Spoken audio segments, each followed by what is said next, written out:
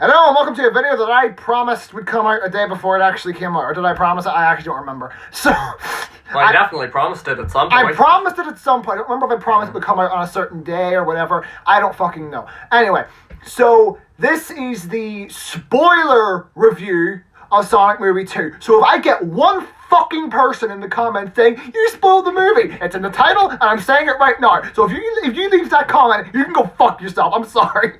Yeah.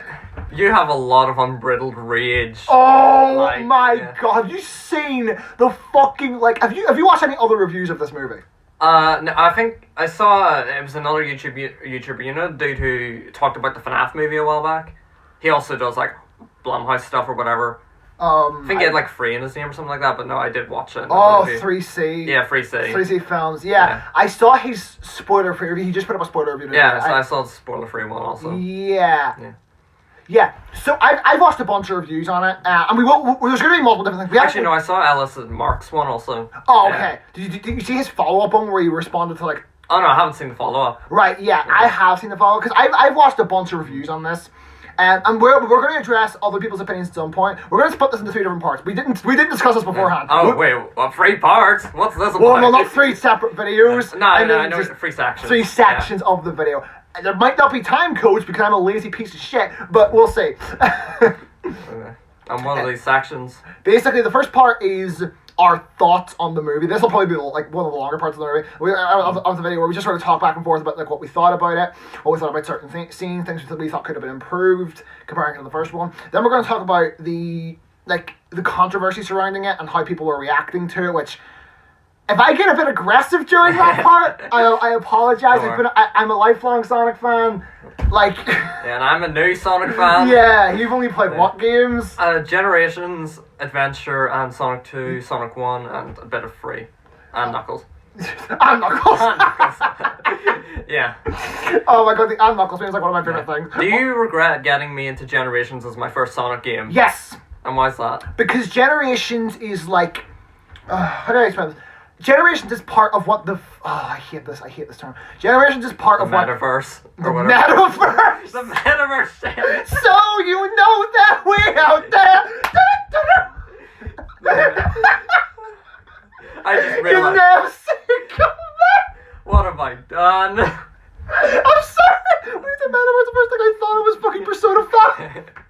Anyway, or Mark Zuckerberg, that's it. No, yeah. You know on the Quest they actually updated the Oculus logo, so now when you boot it up it's the Meta logo. Oh my fuck. It's awful, but anyway. But yeah, the reason it's the fans call it the meta era. I call it the nostalgia era, for reasons I'll go over whenever I do my Sonic retrospective, which I promise is coming at some point. I swear point by point is not good. Better hold on to that. And not only that, it's also just that game, much like Mania, is very it's very much made for the fans kind of thing. Yeah, I was gonna say, is that sort of the reason? It has levels from all the games, like Sonic 1, Sonic 2, Sonic and Knuckles. Yeah. Which I mean, that's what Sonic 2 was also, the movie. It was definitely made for the fans. It was, which we'll get into in the second of this video.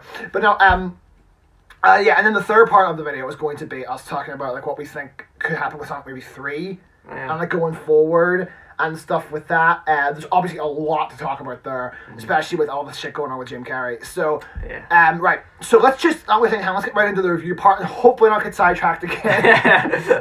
Let's hope we don't get pissed or anything. Oh god, this is just turning out exactly like a cat point turns out. Oh god. I mean, this is pretty much just a podcast. It is pretty much just a podcast. If anyone here likes hearing us just ramble on about bullshit, there's a channel specifically for that. Which has been dead for months now. Because I don't have a very good way of recording the actual gaming videos, which are the ones that cause the most interesting conversation. And also, our podcast setup was just my fucking living room, which looked so dumb in retrospect. That might change eventually. Hopefully. We'll see. We'll see. Okay, these are my non-ripped jeans and they're still fucked. Anyway, so, off topic. Well, there is a hole right where my crotch is. Ladies, but luckily I've got a thing in front of me to block it. Now you know how we recorded this. But anyway, it's like 2 Girls, 1 Cup or whatever. Have you seen 2 Girls, 1 Cup? I haven't. I just know it's fucked. Oh god, I haven't seen it either, but I know what happens in it. But literally, it's just us 2 sitting up Like, you know, with the phone in the middle. Yeah, like it's like a fucking CD rack with like with like 3 boxes stacked up, because we were going to do the we were going to do this with a tripod, but if we did it that way, in order to have the audio be even, one of us would have to be looking at the camera, so they would just be seeing double of the other person, and that I don't want to put him through that. I don't want to put myself through that. So yeah. So anyway, let's not waste time. Let's just get right into this. So. Are we both in agreement this is all way better than the first one? Oh yeah, 100%. Like, it's so I might even say that this might be the best film I've watched. Like, this movie, I felt the most fucking emotion during it. Like, don't get me wrong. Like, I felt a lot of emotion during the ending of Endgame. You know? Oh, yeah, so did I. Yeah, I fucking shedded Endgame's my favorite movie of all time. But half of the time in this movie, I just want to yell out loud and just fucking, like, cry. I was that fucking excited. Alright, actually, one thing I do want to say, I've been hearing a lot of people say, like, the audience in my theater was so great for this. Here's a fun fact about UK theaters. UK theaters don't react. Well, apart from No Way Home. No Way Home was the first time, because I'd heard legends, basically, about American theaters, and people, like, because I've seen footage of, like, whenever Teal came out in the end credit scene of the first movie, and the theater going crazy. I remember whenever that happened, I actually jumped out of my seat when that happened. Yeah. Because I went nuts. But I had heard legends about, like, the theaters cheered. The first time I ever saw the theater cheer, okay, if you haven't seen Spider-Man No Way Home, I'm also about to spoil that. Yeah. Because if you haven't seen Spider-Man No Way Home, and you somehow still don't know about this, you are a fucking magician, because they've actually put out posters for this now. Sure. But those posters suck. But anyway, so yeah, whenever Andrew stepped through the fucking portal and ripped off his mask, the fucking crowd went nuts. And it was the first time I'd ever seen that. Even the second time I went, that still happened. Although they had no reaction to Toby, which was sad. Horseshit. Yeah. Maybe Andrew's just a bit more modern, because, 2014, 2012, that sort of thing. By the way, I just want to point out, this is not the first time I'm going to bring up No Way Home in this video. Yeah, you know what, that's fair. Yeah. There was a lot of comparisons. There's a lot of comparisons, especially during the second section of this. But yeah, well, this is 100% better than the first one. Like, I think Nekosaurus put it the best on, what was it? It was on fucking the Sunset City podcast. Whenever they did that's like a Sonic podcast. I know, I've heard of that. Yeah, basically they did a thing about the Sonic movie. I think in their first part of their review, which was the spoiler-free one, he says that this film is like so much better than the first one that he actively looks down on the first one now. Like, he actively doesn't look. He looks at it like he thinks it's worse because of the second one. I can kind of see where he's coming from, because don't forget, at the time, when video game adaptations and all, came to screen and all that, like, the movie, it set a new standard, but then the second one just toppled that standard. Well, it didn't set the standard, actually. It was Detective Pikachu that apparently set the standard. I haven't seen Detective Pikachu. Either. I've heard it's good. My mom and brother both said it's good, but my mom and brother also liked the Whedon cut of Justice League, so... I'm kidding. Obviously, if you like the Whedon cut of Justice League, that's fine. That's fine. That's fine. But, standards. Standards? That's even more fucked than what I said. No, but obviously, media is subjective. You can like whatever the fuck you want. Of course. I respect you, but I don't understand you. But, whatever. So... but yeah, I haven't seen Detective Pikachu. I know I think it's on.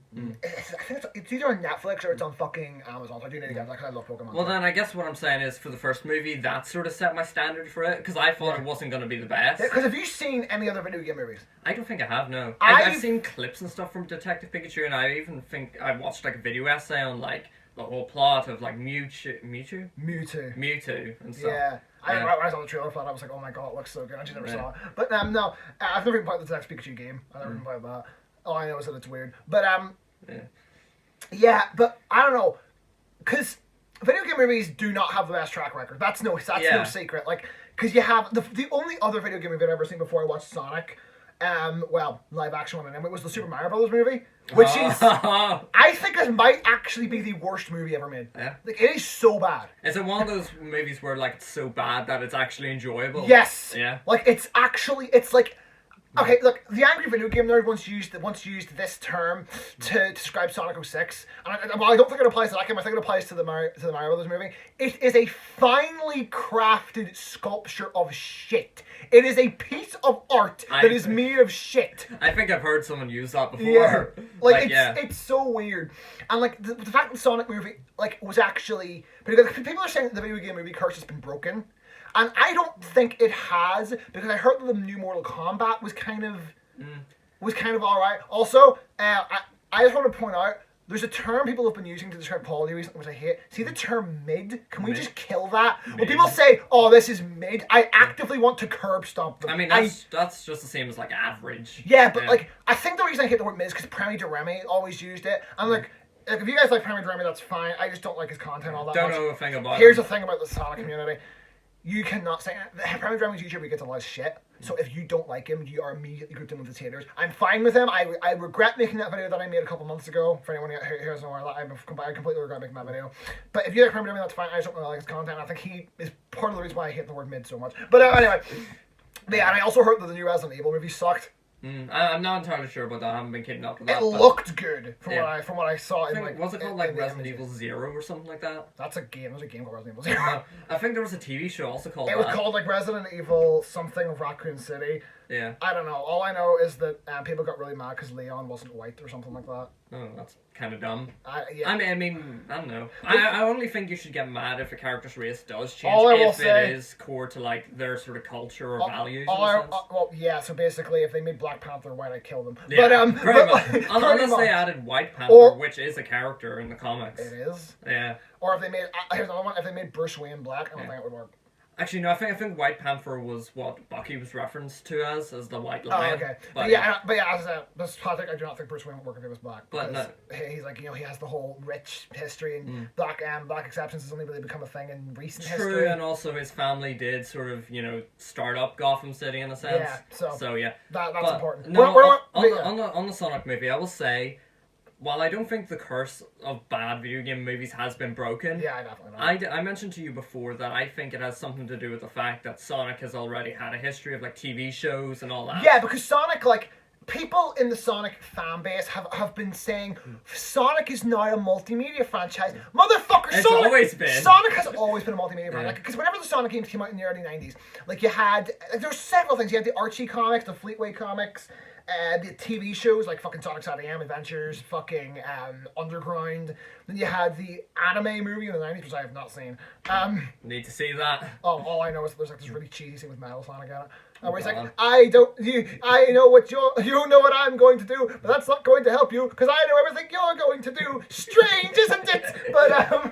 But yeah, because Sonic has always definitely had that thing like with multimedia, so he kind of understands how people kind of understand how to adapt him into that. So when the first movie came out, because I want to get this out of the way, the first movie is still very much, it's what the first movie is still that generic like. Oh, this CGI character is teaming up with humans. Yeah, there's so many comparisons to Detective Pikachu. Not even just that, that's a genre at this point. Yeah. Because you have movies like, that's not even, do you know what the fuck, I find this hilarious.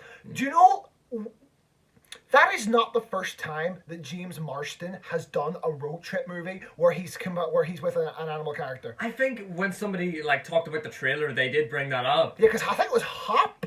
Hop? Was the first one? I think, yeah, it was Hop. I think it was Hop, and it was James Marsden with a bunny rabbit in his fucking car.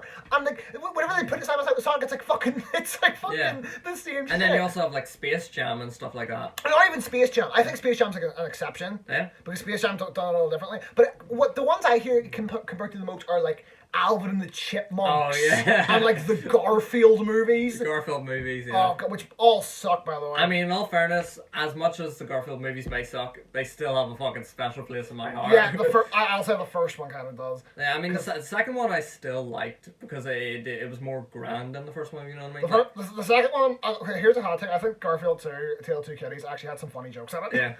It's still not a good movie, but whatever.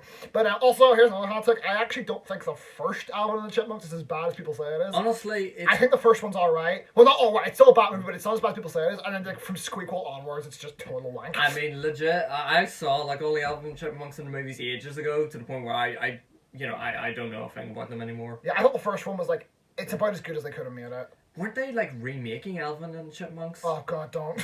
Because I remember seeing something where the Chipmunks looked more CG than actual realistic or something like that. I don't know and I don't care. But anyway, we should get back to the yeah, I'm trying to stay on track here. We're not talking about the actual movie and how good it was. I think this is kind of important. I mean, we're just comparing them. But yeah, because I think the first movie definitely has that, and it has Sonic elements, and there's definitely parts in it that are good. And I do like that movie, but there's definitely a lot of problems with it. With this second movie, it actually felt like a Sonic movie. Yeah. Now,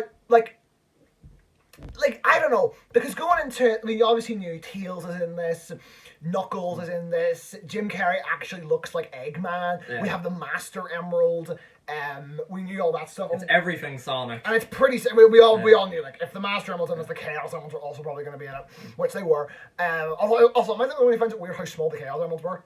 Yeah. Like the Master Emerald, we've seen the Master Emerald be that size before. In Adventure 2, there's a point where Knuckles holds the Master Emerald in his hand. Oh, because I was actually going to bring up that, at least in Adventure 1, it's fucking gigantic. It is, it's a little bit smaller in Adventure 2, and there's a point where he just holds it in his hand like that, and it's like, what the fuck? But no, it has been that size before. Okay. It's weird. It's a little inconsistent with how big the Master Emerald is. But what really weirded me was how small the Chaos Emeralds were. Like, they were tiny. They were, like, absolutely minuscule. Maybe in the future movies they'll get bigger, because don't forget, they were all sort of housed in the Master Emerald. That's true. So, which, from what I'm getting, the whole them being part of the Master Emerald thing is new. It is. Yeah. But they were separate at the end of the movie. Yeah, we did see them go into the sky. They were dispersed, which is actually a real canon thing that happens. After every Supersonic boss fight, the Chaos Emeralds are dispersed. That's why they don't have them between games. That was actually a real thing. That's actually a cool reason. That's a real thing. Because then you can't just, like, abuse the power or whatever. And it's, because it's kind of Dragon Balls working Dragon Ball Z. And do they all go, like, to one specific location every time? No, they all just scatter to different parts of the world. But yeah, okay. So let's start off this proper discussion with talking about each of the main characters. Okay. Well, the Sonic characters. I mean, we could talk about the human characters maybe a little bit later on. I do kind of. I definitely want to dabble on Agent Stone. Let's say. I also want Agent Stone definitely because he's there's been a lot of discussion about him. But let's start off with Sonic himself and how he was characterized in this movie. This is a hot take. I do not like Sonic in these movies. That's a big hot take I have. Okay. I do not like Sonic in these movies. With me, I don't really mind Sonic in these movies. Like, I don't know. I think he does crack funny jokes here and there, but like. No, he's a good for what they're going for. Like Ben Schwartz pulls it off great, but he's not Sonic to me. Like, when I think of Sonic, because in the movie Sonic is like, oh, I just want some friends. All this bullshit. And I'm like, look. That is not who Sonic is. To me, Sonic is this fucking guy. He has a ton of friends. Like, Sonic in the games has a huge friend circle. Like, he has a lot of really close friends. Tails, Knuckles, and Amy especially. I mean, yeah, he just goes about, like, saving people and making friends along the way, which, honestly, I think this movie might be sort of building up to, instead of him, like, okay, right, you know the way his arc in this movie was the whole, hero thing? Yeah. I think they're sort of building that up, if you know what I mean. So eventually he'll just become a hero and he won't be like looking for friends, if you know what I mean. But it's also that in the games, Sonic doesn't give a fuck. Like he doesn't like Sonic's just kind of a drifter. He just kind of like he just sort of goes where he wants, and like sometimes he'll disappear for months on end. And like, well, obviously I'm getting that more from Sonic X. But like he doesn't like he has friends, but he doesn't really care. He's sort of that no fucks giving kind of attitude. Yeah. Like there's literally an episode in Sonic X where like Sonic comes home like really like after like being away like for like a week, and Amy just greets him at the door, and she's like, "Where were you?" And he just goes, just out, and then it just runs inside Amy's head, just like, he's so mysterious. It was fucking. You know what? Low-key, that is the type of shit that I would do, because literally, like, there are times, when I do leave my own house, if you know what I mean. Parents ask where I'm going, I'm just like, oh, I'm going out. Just out. Yeah, and then I come back hours later, and they're like, where were you? And I was just like, just out. Yeah, I was just out. But the difference is, this man's gone for like a week. Yeah, or like I think between seasons 1 and 2 of Sonic X, he was gone for like 3 months. Yeah. And like Amy bought herself a fucking apartment somewhere in Station Square. But yeah, I don't know. I feel like for what they're going for, like I'm not saying Ben Schwartz was a bad performance, and I also like look, okay, I want to preface this by saying, for what they're going for, they nail it. But I just don't like this version of Sonic. I don't even like Ben Schwartz's voice for Sonic. Yeah. Like I mean, that is fair. You did say that he was like generic or something like that. He's very generic cartoon character, which is, I mean, as I say, for what they're going for works. But to me, Sonic always has like a hint of attitude in his voice. Yeah. Like if you listen to like Ryan Drummond, Jason Griffith, or Roger Craig Smith, even like like it works, and you can hear that in his voice. And as I say, even Roger Craig Smith, who a lot of people give shit, even he pulled it off really, really well. So it's like, I don't know, he just sort of doesn't feel like Sonic to me. I mean, I will say, do you see when I was watching your non-spoiler review for it, and you brought up the whole, voice sounding a bit generic thing? Yeah. The one thing that got me to think about was, the scene with, in the garage, if you know what I mean, where he was looking at Longclaw for the first time. Yeah. In the hologram. No offense to him, but it doesn't feel like he really conveys that emotion well. I actually have a couple of problems with that scene. Like, I will say this, like, it feels more so like he's sort of longing for the past, but he's not really like heartfelt over. I don't know how to describe it. Yeah, it's another thing that Sonic would not give a fuck about the past. Yeah. Like, I mean, just to really put it into perspective, like, I hate to keep using Amy as an example. She is just throwing herself onto this man, and he does not give a fuck. He has. I don't know whether. I'm not going to speak on whether or not he has interest in her, because I do not want the comments to turn into a fucking flame war. But, like, but.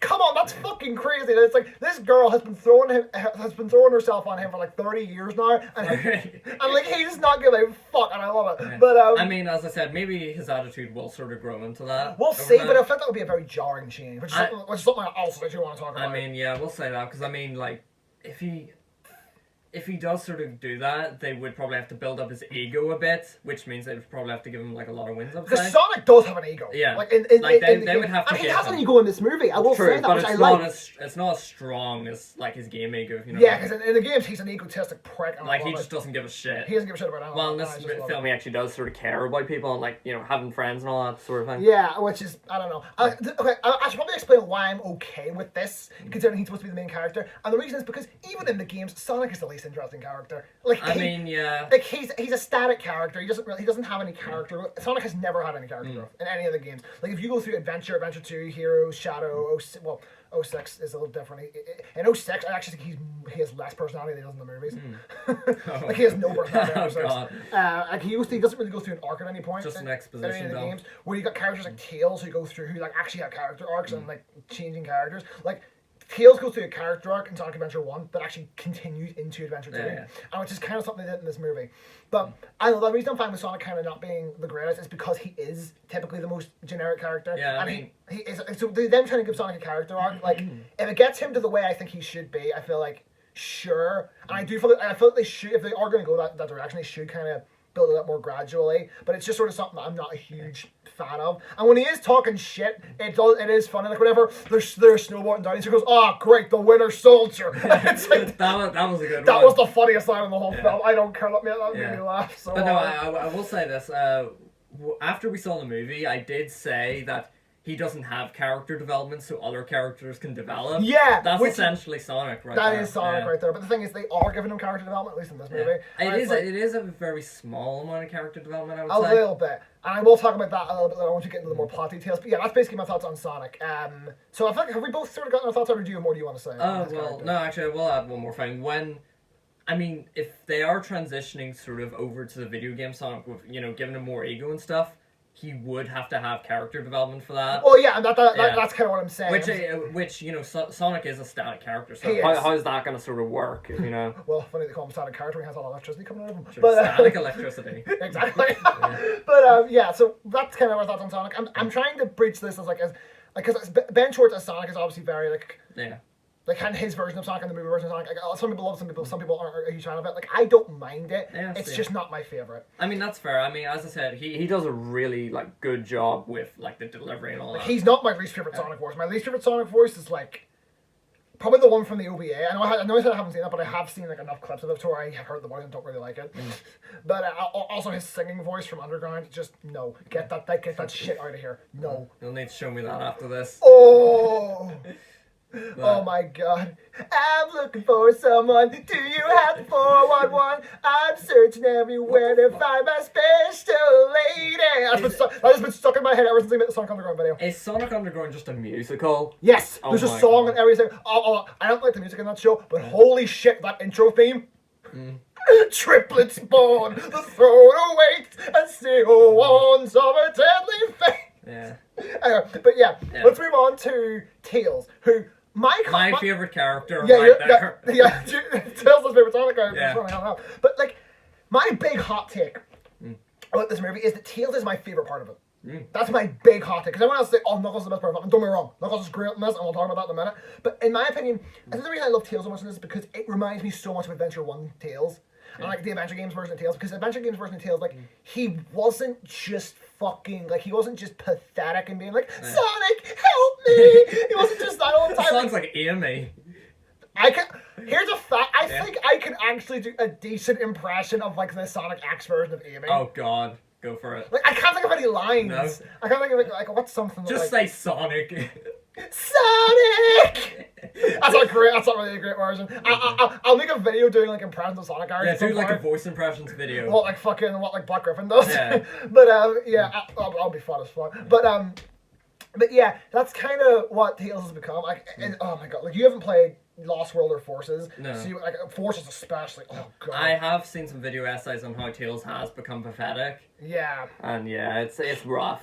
It is. It's rough. But no, like originally I always liked Tales. I didn't know why, because like obviously with the other Sonic games I didn't really get much of Tales. What I find weird in terms of personality. What I find weird is that you were saying Tails was your favorite Sonic character even when we were playing through Generations. Yeah. I find that interesting.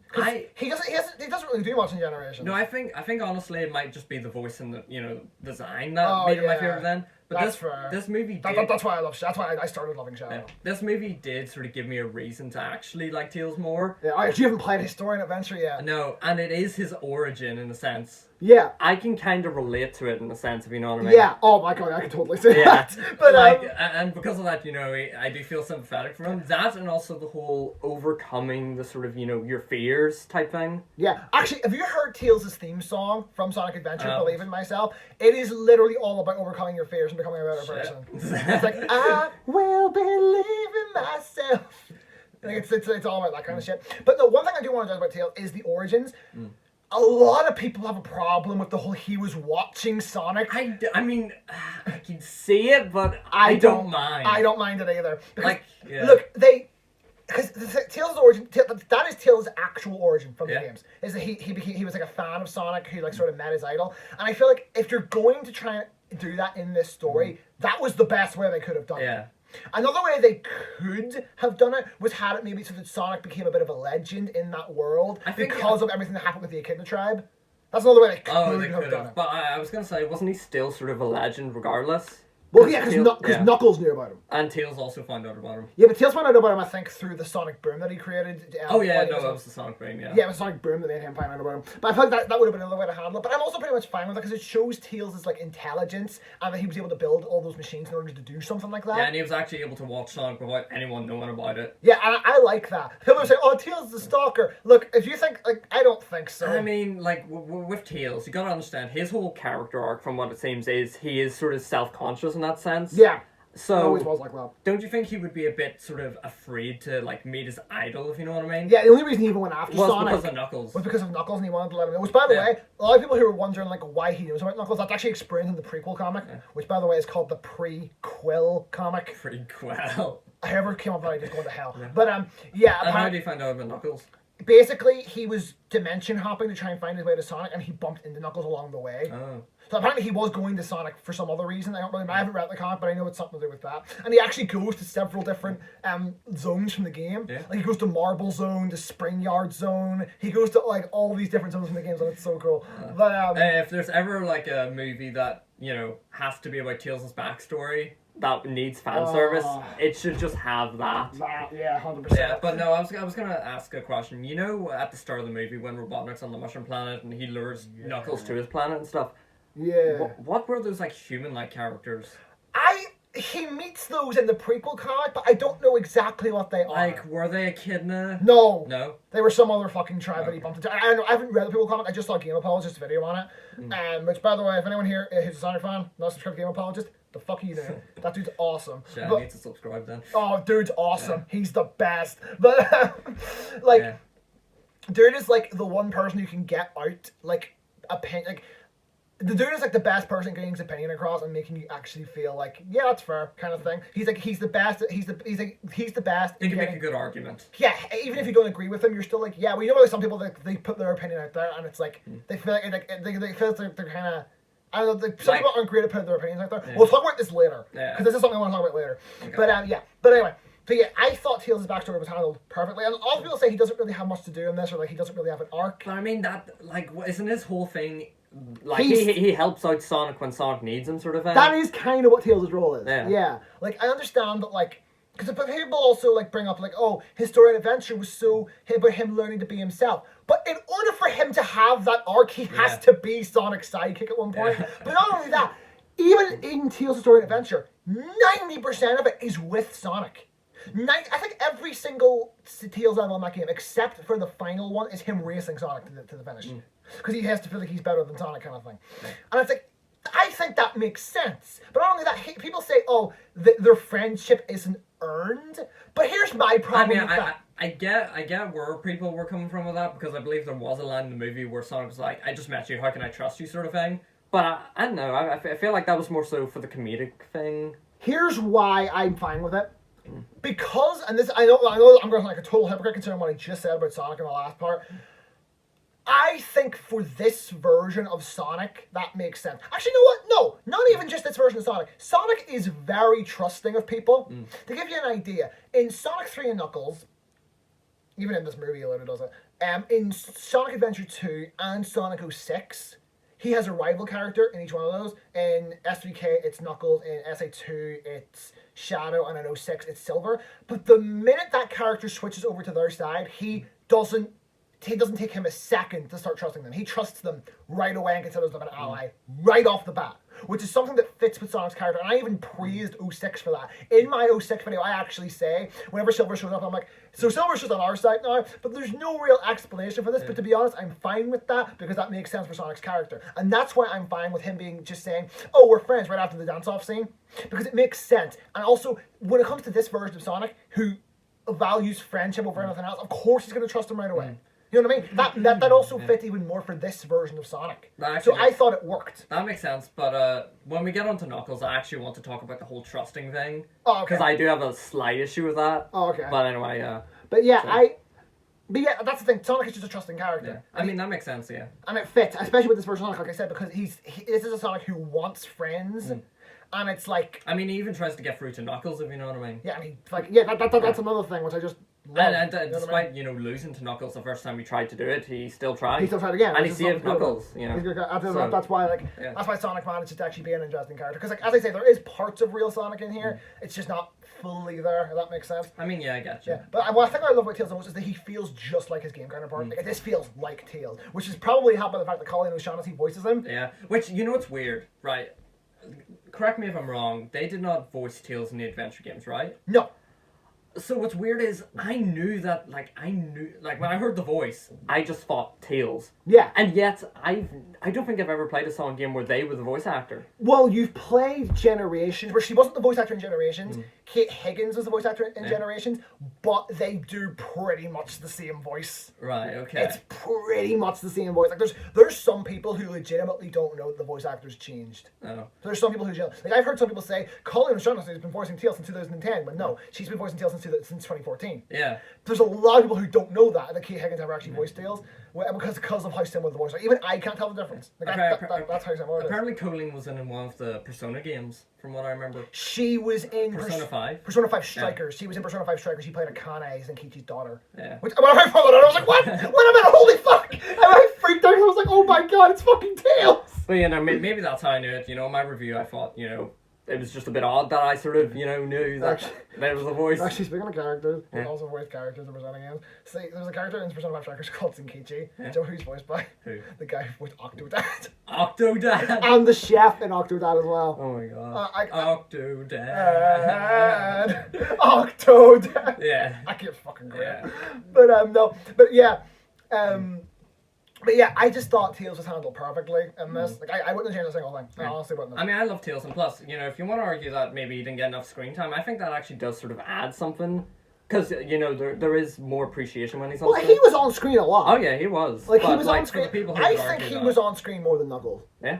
I honestly gotta think that. I think Knuckles definitely had more impact on the plot, but I think Tails was actually on screen more than Knuckles was, which is weird. So that actually segues perfectly on to Knuckles, who's everybody except me from part of this movie. Yeah. No, I fucking love Knuckles. Yeah. Yeah, let's just get this out of the way. Idris Elba's perfect casting. Yeah, the voice was fucking fire. Oh my god, they actually gave him the accent as well, which is something that no version of Knuckles has ever actually had, audio-wise. Now, I'm not the best with accents, but fucking loved it regardless. It's so good. It's so fucking good. I was gonna say, though, in the trailers when, he had the whole line of, do I need your power, that. Do I look like I need your power? I was like, oh shit, this is gonna be good. But see when he was put into the movie, and then he started sort of picking on the seriousness of his character. I was afraid that would make his character look pathetic. Yeah. And yet it didn't. He gets a lot... There's a lot of comparisons being made with Knuckles. The number one I see everywhere is Drax from Guardians of the Galaxy. Yeah. He's the one I see everywhere. I called him... I think I told you in cinema, I called him like the Thor of this movie. Yeah, Thor's another one I've been seeing. Yeah. I've been seeing a lot of comparisons to Thor. And yeah, those are definitely two very good comparisons. I'd say Thor more so than Drax. Because Drax is kind of always a joke where Thor does have his serious moments. Sure. Now, this isn't something that many people are going to get. The character he reminds me of is Yusuke from Persona 5. He's like this... He's the first party member that joined you after your initial party. And he's like this... super artsy dude who whenever push comes to shove, he is serious and he is a fucking badass. But see, whenever they're out of like the metaverse and just kind of hanging out as friends, as teenagers, he's just a complete goofball, and I love it. And like that's kind of how that's kind of how Knuckles is in this. Like whenever like they're in the heat of the moment, he's serious and he's like the fucking coolest guy in the room. But then like whenever they're all separated, the dude's just fucking funny. Yeah. You know what I mean? And I thought that was good. Like he's way too serious that it just makes it funny in the sense. That's the thing, that's the joke. He's so serious that the other characters in the movie are just like, dude, what the fuck? Have a chill pill. Oh, for fuck's sake. But yeah, no, that's kind of the thing with Knuckles in this. And I thought it was done really well. Because the thing is, Knuckles, like... I've heard he isn't the best in some of the games. In the newer games, they've just kind of made him out to be an idiot. Like in Sonic Generations, he gets fucking... Amy fucking decks him at one point. Like, she goes, hey, I guess you weren't too bad. Not bad!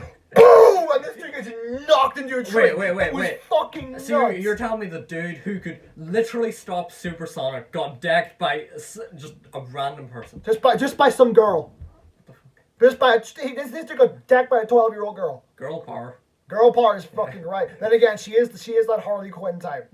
True, she even got the sledgehammer. Sledgehammer? What? Is that sledgehammer, the long hammer? Well, technically it's called a Pico Hammer. No. I don't know about the long hammer. I don't know what that's about. Wait, in Sonic Adventure, she gets a new hammer. Sledgehammer's smaller pieces. I don't fucking know. And she got hammer. And then in Lost World, he gets fucking carried away by a bunch of the small animals that they save. Oh. Which was actually kind of funny, I'm not gonna lie, but it still wasn't great. And then in Forces, they tried to save it by having him just be an edgelord. And there's a point in it where fucking Vector's like, this is not good. And then fucking Knuckles is like, none of this is good, Vector. That's why it's called war. And I'm like, Knuckles. You've been hanging out with Shadow.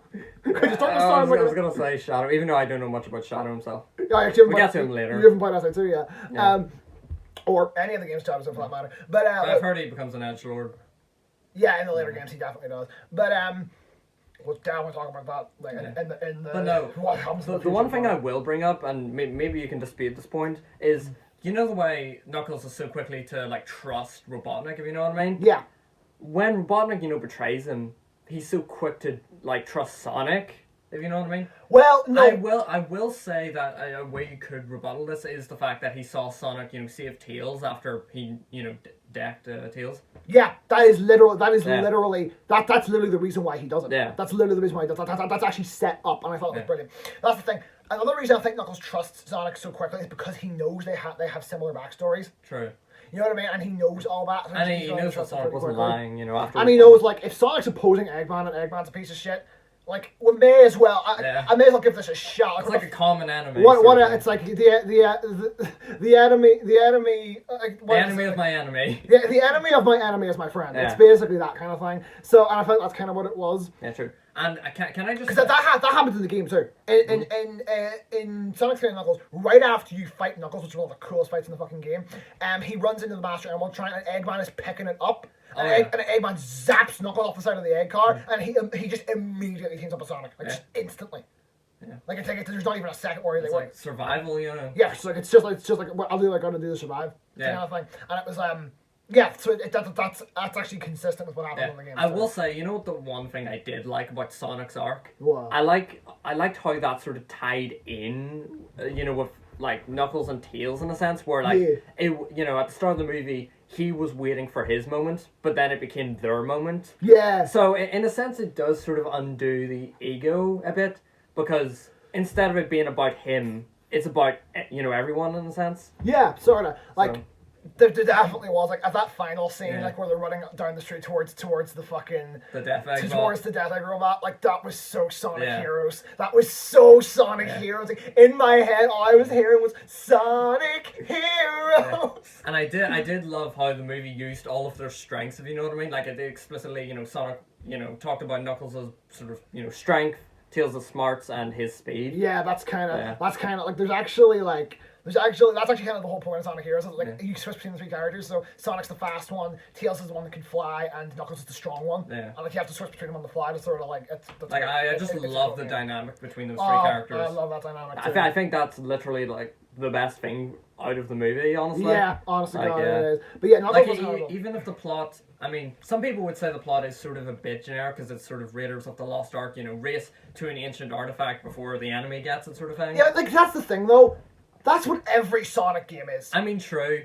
But in all fairness, I don't know what the Sonic movies would be if it's just, stop Robotnik from getting the Chaos Emeralds. Which is exactly what this was. Yeah. Like, you know what I mean? I mean, yeah. I don't mind it for this film, and even the next film, if the Chaos Emeralds actually become more major, which they probably will. I mean, if the next one's going to be based on Adventure 2, like I said, like they are, it's going to be much better than that. It's going to be like, set that up. Like, we're going to need to, like, stop Shadow and possibly Eggman from blowing up the fucking Earth. Like, this is going to be crazy. But Loki, I don't want the rest of the Sonic movies just to be based on Chaos Emeralds, stop Robotnik. Well, the Chaos Emeralds, I do think they should be important. They should be important, but they shouldn't be the main focus. They shouldn't be the main focus, which, to be fair, I don't think they will be kind of going forward. Because, I don't know, I can't think of another game. Well, one other game where the Chaos Emeralds are super important is Sonic Adventure 1. But they're important in a different way in that one. Because stopping him from getting the Chaos Emeralds is like trying to stop him from destroying the fucking world. Yeah, I mean, so actually, it's a different dynamic with it. Sonic Adventure is different, because usually Robotnik, he tries to get the Chaos Emeralds for himself, to power his sort of things. Yeah. But if we had a movie where he was actually trying to get them for someone else, like Perfect Chaos, I actually wouldn't mind that. Yeah, that's kind of why I like Sonic Adventure stories so much, because it's like different. But yeah, wrapping up the Knuckles thing, Knuckles was handled damn near perfectly. This is the best Knuckles has been written, I think, ever. Honest to God, I think this is even better than the way he was written in the Adventure games. Like, I think this was the best version of Knuckles we've ever seen, which is just crazy that they managed to do that. And Idris Elba is just so good. And fucking Jeff Fowler especially. Oh my God. Yeah. He is a fan of Sonic. Oh, clearly. Yeah. He clearly gets this. And that's awesome. Like, watching interviews with him, like, you can so tell he's just so passionate about it, which is awesome. It's good that they got that guy in, to do it. Yeah, and I thought that, okay, we're going to talk about one more, and I feel this one's going to be quick. Okay. Let's talk about Eggman for a minute. Eggman. So, Eggman in this movie is basically just Eggman from the first movie turned up to 11. I've heard you stole that from Alice Mark. Well, no, to me, that's he not the hardest thing to say. I mean, true, but 11, exact number. Well, yeah, well, do you not get the joke with that? It's like most things only go up to 10, but you're turning up to 11. Oh my God. It's like over 9 points. Okay, I get it. I'm working with an idiot. Okay. But, yeah. You're working with an egg. An egg? An egg. But I thought I was the Eggman. You're the Eggman, I'm the egg. So you're more of a man than me. So I'm the Eggman, I got the master plan. What the fuck do you got? You need me in the morning. I don't have eggs in the morning. I got to be scrambled. Scrambled? I actually prefer poached eggs because I'm healthy. Okay, that's fair. And I guarantee I'm gonna get at least one comment of some butthurt motherfucker giving me shit for that, and I can't wait for it. Yeah. Love your eggs, fellas. Love your eggs. Yeah, but and your Eggmans, by the way. I am the Eggman. But anyway, but yeah, there's not really much to say on him. I've heard some people complaining about him and say he's too over the top. I'm gonna be honest. See, whenever he got infused with the power of the Master Emerald, I am not a fan of that. I mean, he did go a little mad there. Yeah, but even that, that was a little bit over the top. Yeah. I will say. I mean, even the whole concept of that was a bit. I mean, in all fairness, you got to think about it. The Master Emerald, he gains power. Yeah. He would become more over the top with that power. But I'm not sure if I like the idea of Eggman harnessing the power of the Chaos Emerald and the Master Emerald. I didn't need Super Eggman, alright? Super Eggman. I mean, that's not what it was, but, I didn't need that. Yeah, true. And it does raise questions. How is he going to create his other egg machines later on? If he's even gonna. Yeah, that's the thing. Yeah. But I thought, I wasn't a huge fan of it when I first started, and, he really hams up that performance, and you can tell. But, to be fair, it doesn't go on for that long. It's only like half the movie. Yeah, it's literally just the end. It's only like where we first thing it goes like Michael is next level. I was like, what the fuck? I don't care. Even if that shit's a bit weird, that was funny. No, it was funny. Yeah. That's not the point. Also, can we just talk about how he chaos controlled? Oh yeah. He didn't say it, but he fucking did it. Yeah, he said that to me. He turned to me during the fucking thing, and whenever he teleported to the coffee shop, and he went like, "Did this man just chaos control?" And I was like, "Oh my god, he did!" How does he even know what to do? Chaos control. Let's face it. As I said to you in the cinema, the Master Emerald it's fucking too OP. That's the thing. In the games, the Master Emerald actually is not that powerful. Yeah. In the games, all the Master Emerald can do is it just, stop. It just can. It's just a power source, right? Pretty much, and it can do two things. It can power up the Chaos Emeralds into the Super Emerald, or it can neutralize them. Which is, we've never actually seen someone use it to neutralize them, and I don't know why, because that is something it can canonically do. You know what they could do to weaken the Master Emerald? You know the way it was shattered at the end and Knuckles repaired it? Which also, I love that, because he literally does that at one point in Sonic Adventure 2. Because in Adventure 1 and Adventure 2, the Master Emerald shattered into multiple different pieces. In Adventure 2, when he gets all the pieces, he actually fuses them back together just like that. It's fucking class. But no, in the movies, they could explain that, oh, maybe the Master Emerald's weaker now because it was destroyed and put back together or something. I think they could say it's weaker now because the Chaos Emeralds aren't inside it anymore. That's actually a better way of putting it. So it's like, now it doesn't have the power of the Chaos Emerald, but it can still neutralize them and power them. I swear, if they put Hypersonic in one of these movies, I'm going to lose my shit. That would be so fucking cool. And maybe they'll get a movie where Robotnik's trying to steal the Master Emerald and the Chaos Emeralds to fuse them back together. Oh my god, that'd be crazy. But yeah. But yeah, that's not, I know. I've heard some people say he kind of, he kind of hams up. I thought his performance was much better because, I don't know, I thought the performance was. Yeah, no. I liked him more in this movie. I will say. I did like him in the first movie, but. He was a bit more calm in the first movie, I guess. He was a lot more cartoony in this one, which I liked. I fucking loved. There was this one scene where you know when he arrived at the house with Knuckles, where he was like getting out of the way of the camera, and then Knuckles just jumps in. It was super animated. Where are my manners, Sonic? Meet Knuckles. Like, that shit was funny. Just seeing how he fucking interacts with the camera, if you know what I mean. Yeah, but here's the reason why I like him feeling more like a cartoon character. Yeah, because. He is, by all means, he is one of the cartoon characters. Because, characters like Tom and Manny and all them ones. They're just made up for the movie. Yeah, they're made up for the movie. But Eggman is from the Sonic games. By all means, he should be considered one of the cartoon characters. So I like that he is that more cartoony style. Because it works. Even in Sonic X, Eggman was from the Sonic world. And he was super over the top. He even had he even has the big mustache. Like, come the fuck on. I mean, true. If you're gonna say he's too much over the top, what's with the mustache? Yeah, the mustache. And Jim Carrey said in the movie he thinks that like the mustache is like an inflation of his ego. Yeah. So the bigger his ego gets, the bigger the mustache gets. Imagine it just becomes a football pitch. Like, football pitch. At that point, he's not the Eggman anymore. He's the mustache man. He's the ego man. He's the mustache man.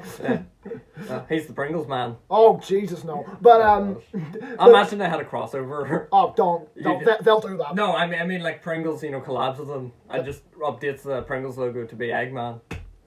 I need this. Yeah. but yeah, no, I definitely thought also his outfit was fucking class. Yeah. And also I love that they actually had fucking buzz bombers in it. That was fucking class. And they actually had like the actual old fly dudes, the buzz bombers from the first game. Oh my god, that was so cool. I will say, Jim Carrey himself said that he wanted to play as Fat Eggman at some point. Yeah. I'm not sure how that would work. Fat suit. I know, but would that look good? I'm sure there'd be a way to make it look alright. I think they could make it work. He would definitely have to change up his acting style because he probably wouldn't be able to move around as much. Well, for Eggman does usually sit in his fucking egg car most of the time. Which was kind of what he was doing in this movie. But yeah, overall, I don't really think I don't get what people are saying that he's ruins the movie because he really doesn't. Yeah, you did have an issue with the floss thing though. Because that's fucking stupid. We'll get into that more during the second part of this video. Because I do think that's dumb, but I expected it. Yeah. I didn't really care for it, but anyway. A lot more about that kind of stuff. Another part, but no, yeah. When it comes to let's talk about let's talk about the final act. All right. Oh, okay. Holy shit! Holy fuck! Yeah. That final act was hype as hell. No, legit. You see when the Death Egg bomb was revealed from the mist, my mouth was fucking open. I was like, holy shit! That was awesome. Yeah. But no. See that shot where Sonic, Tails, and Knuckles all jumped on top of that car debris? Yeah. That is going to be my fucking that's going to be my computer background. You've been looking to replace that for some time. Yeah, because the one I have right now is like a Persona 5 one, but it doesn't have all the Phantom Thieves, so it fucking pisses me off. So it only has the first 9 Phantom Thieves because apparently Kasumi doesn't exist. Fuck you, Atlas. Paradox? I don't know. Maybe, I don't know. But yeah, fucking that was such a cool shot. And like I just got chills whenever it happened. Like, there's so many moments in this movie that did. Like see whenever Sonic jumps off the side of the cliff and then Tails first catches him and lifts him up there, I was like, ah! He did it! And then when the whole fucking avalanche thing was happening. Oh, and fucking Ice Cap. Yeah. Because Ice Cap happened in both Sonic 3 and Knuckles and Sonic Adventure. No, in my own review I did say, well, Sonic Adventure because I didn't know it was Sonic 3 and Knuckles. But yeah, he literally, I'm not joking, he came over here saying that was from Sonic 3, that was from Sonic 3, and then that was from Sonic Adventure, and then I showed him the one from Sonic 3. But, yeah. Yeah. Jeez. That was so cool to see Ice Cap. And also, another stage that shows up is actually Labyrinth Zone. Yeah. Labyrinth Zone showed up, and the Master Emerald is for some reason in Labyrinth Zone. Yeah. Why? I refer to that as Lost World, I think. It does look like Lost World, though. So he said Lost World as if it was like Lost World from Sonic Adventure, which, to be fair, it fucking looks like Lost World. I mean, in all fairness in my video, I did say that I'm a new Sonic fan, so I might fuck up some details. Yeah, because another reason, first of all, it is definitely Labyrinth Zone because it has so many Labyrinth Zone elements, but also, during the credits, that scene is represented by Labyrinth Zone. Yeah. So that is Labyrinth Zone. And also, at the end of the film, we'll talk about this more later, we did miss something. It was the whole Shadow will return and it showed the Sonic 3 logo. Oh, did it? Yeah. Are you sure? I read that somewhere on the IMDb page. I am pretty sure that's fake. Is it? Because some dickhead, we all know who I'm talking about, I'm not going to say his name, did like a fake thing of that. Oh. And did like a fake version of that to try and fool people into thinking, oh, I spoiled it for you. But and he got his video taken down by Paramount. And he's like, I tricked a multi-million-dollar company. I hate this man so much. I'm not gonna say anything because if I say his name, he's gonna get this video taken down. He's that spiteful. He'll probably get his video taken down anyway. Yeah, I was gonna say he'll probably know who you are, anyways. Probably fucking asshole. But no, yeah, maybe that is fake. Yeah, I hope it's fake because then we would have missed something. I guess. Yeah, I mean, if it's actually no, I kind of hope it's real, but I don't think it is. But no, if it is real, that's cool. But yeah, when it comes to but also, I'm sorry. Okay, so so I had Supersonic spoiled for me. Yeah. Which sucked. Until the people uploading those videos, fuck you, all right? Because I've seen one of Shadow as well, and I'm like, stop spoiling that shit. What is wrong with you people? No, I did say to you on the card right back here. I did say, if you want to not be spoiled by the Sonic movie. If you're gonna research Sonic or whatever, just use YouTube Signed Out and do not touch Sonic at all with your actual account. Yeah, because I had Supersonic spoiled for me. Even at that though, I still got chills on that thing. Cool. Yeah, I had a few scenes also. Pop up Okay, actually, one thing I will give this movie, where I think it actually does credit. See, whenever I watched the first movie, there were several scenes. Because one thing this movie doesn't do that people were expecting it to do was it doesn't really have any music from the games. A lot of people were expecting that. There was that one scene where Tom's phone rings and it plays Green Hill, which was awesome. Yeah, but, I mean, you did say yourself that you wanted some music in. I think for the Supersonic. For Supersonic, I wanted to play Live and Learn. I thought that would have been so cool. But like people were expecting that, it didn't really happen. Which to be honest, I'm not super disappointed by it. Aside from that one scene. Because see, in the first movie, there were several scenes where I was like, you could have easily put a song in that is true. Like, during the Eggman's dance scene in the first movie, they should have played I Am the Eggman. Come on, that would have been so good. Or during, whenever he's running through the city, they should have played the song from the second half of City Escape. Or that part where Eggman shows up on the roof. They should have played the boss theme from Sonic 1 or Sonic 2. Like, there's so many different scenes. In this movie, there was only one. The only one where I wish they had played, where I wish they had played a song was Never Turns into Supersonic, and I should have played Live and Learn. That would have been so good. Or Live and Learn, which would have worked so perfectly. I honestly God think so. I will say that it probably was hard for them to get the rights to the songs, but no, it wouldn't have. No, I was literally going to contradict myself because I was going to say they got Uptown Funk into this movie. Yeah, and the lead singer of Crush 40 has literally said he wants Crush 40 to be in this movie. Yeah, he has said that several times. So. So yeah. Maybe the next movie. Oh my god. Honestly, I'd take a new Crush 40 song. I would take that because that would be so cool. I would love for them to pull what they did with, the Green Hill Zone theme and just remix the music for the movie. Yeah. That could have been cool. But yeah.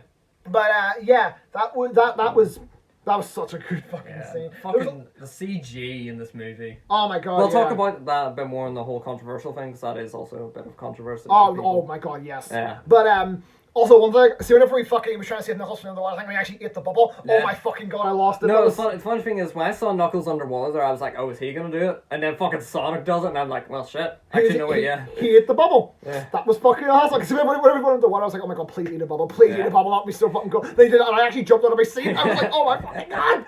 He actually did it. Yeah. Ah! But, this movie's such a fan fest. It is. Yeah. It is. And it's like, oh, I can't fault it for that. I think that's perfect. I think that's absolutely perfect. Yeah. Yeah. Right.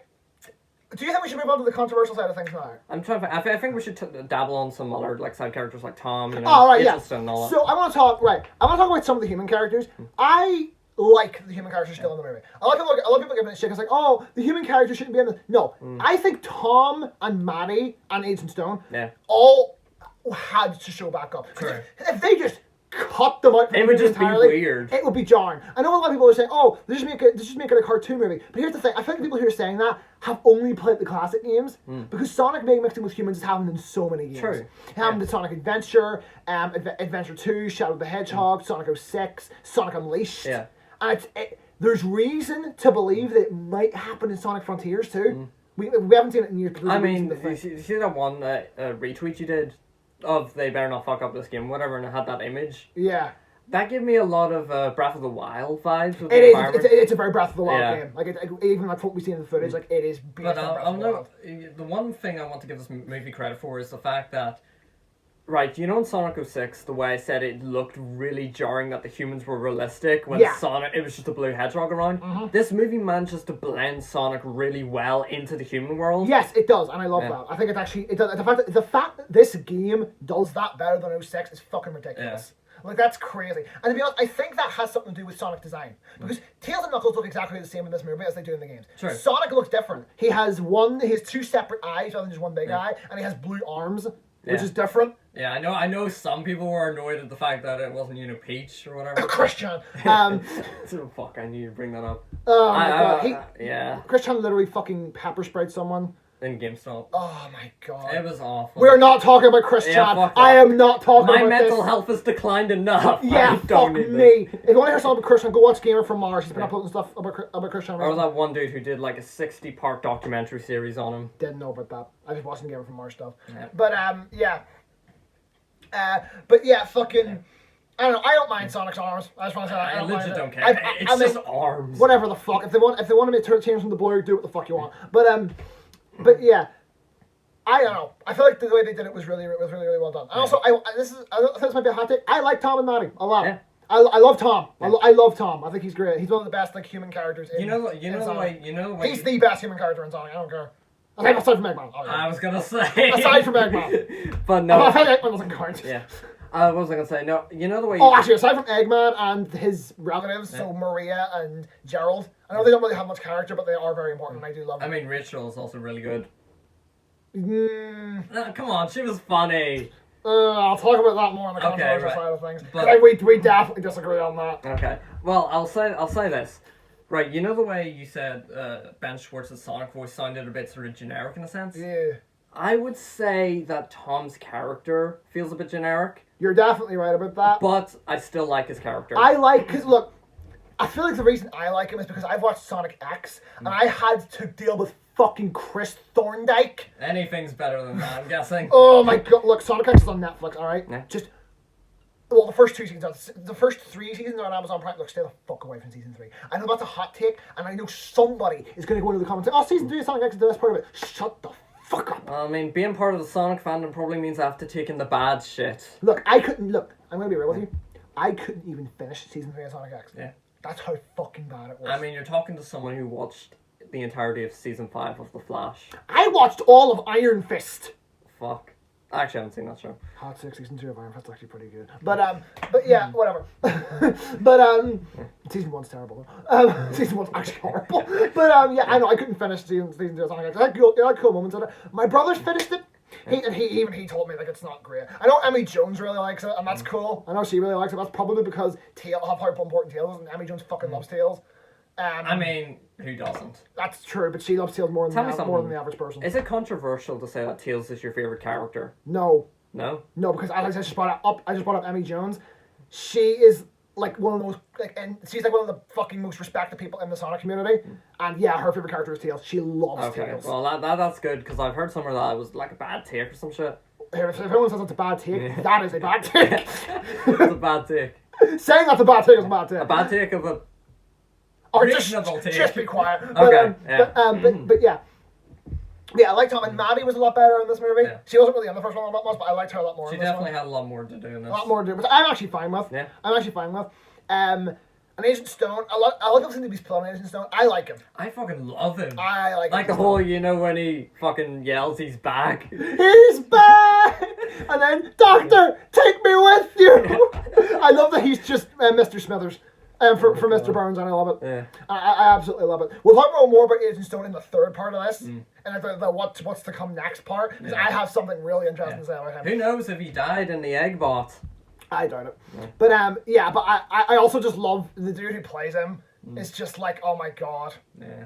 Like, the guy who plays him is just fucking, he clearly, like, have you seen him on Twitter? I follow him on Twitter. I haven't seen him on Twitter. I follow him on Twitter. Oh my god, he's the best. Yeah. But yeah, no. Yeah, I love those three human characters. Also, why did the Olive Garden guy have to come back? The who what? The who what? The who what? They get the Olive Garden guy, as they call him. Oh, wait, the gun guy. Yeah. Yeah. Also, guns in this movie. That's awesome. Yeah. That's fucking cool. But, yeah, but yeah. Also, we have to talk about the post-credits scene before we move on. Okay. Yeah. Shadow. Oh my god! Yeah. I will say, I kind of wish they didn't show him and just let it for the next movie so the hype would be even bigger. Yeah, like, but I do like that they actually say, we found something, we looked up Robotnik. I want to point out, they said we looked up Robotnik. That means... Not Ivo Robotnik. Yeah. They didn't look up Ivo Robotnik, they looked up just Robotnik, which means Gerald Robotnik's also going to come up. I wonder how they're going to tie him in. Yeah, so because of that, it's like we found something from 50 years ago, and he goes, oh my god, Project Shadow. And like, Shadow just opens his fucking eyes, and I was like, oh my god, it was so cool. Shit. For anyone who doesn't know, Shadow is literally my favorite fictional character of all time. Yeah. I love Shadow. I fucking love him. So to be able to see like him in a movie will be so fucking cool. Let's hope they do him right. Oh my god, I hope so. I mean, the Tails and Knuckles right, so I have faith in them. I have faith in Jeff Farley. If he's the one directing it, yep. Oh my god, yes, he's got this. I think he will. Anyone else directing it would be a mistake. Which is something we actually do have to talk about. Yeah. But I don't know, is there anything else for us really to talk about? I don't think so. I mean, again, I said CGI was pretty good. CGI was really good, yeah. Aside from that one scene in Ice Cap where fucking Eggman's in the Eggmobile and it's so clearly a fucking green screen. I remember I actually turned to you during the film and said that is the worst green screen I've ever seen. That was awful. No, I will say, no, I did tell you this earlier, and you know the poster where Sonic's on the tornado and stuff? Yeah. You just see Eggman up in like the corner or whatever in the egg shape. It does look a little weird to me. I didn't think so. But I like it. I didn't think it looked weird. Although, for some of my posters, that fucking poster that's based on the box art of Sonic 2, oh my god! That was the coolest shit! That was the best! But, yeah, so we're done. That's basically our review. Let's give our individual scores for the movie. You go first. Well, in my own review, I originally gave it an 8, but I upped it to a 9. Whoa! Okay. It's not good to me. Right. It does have a little imperfections here and there, that's why it's not a 10. So, me, myself, I said in my original video, I give it an 8 or an 8.5. I've settled on an 8. Yeah. I've settled on an 8 rather than an 8.5 for reasons that we'll talk about in the controversial. Because the controversial section is also going to be basically the part where we talk about parts of the film we don't like. We're going to sort of mesh those into one, considering I cannot talk about the stuff I don't like without talking about other people's opinions stuff. Yeah. So yeah, that's my reasoning. So if we're going to get into the controversial stuff, right, so you've watched LS Mark's video and 3C Films. Yeah. Right. So I've watched a whole bunch. I've watched 3C Films, spoiler-free review. I've watched LS Mark's review and his follow-up review. I watched Speed Supersonic's fucking spoiler-free one. I didn't watch the spoiler one because look, people, I'm going to be honest with you, I do not like Speed Supersonic at all. I do not like him.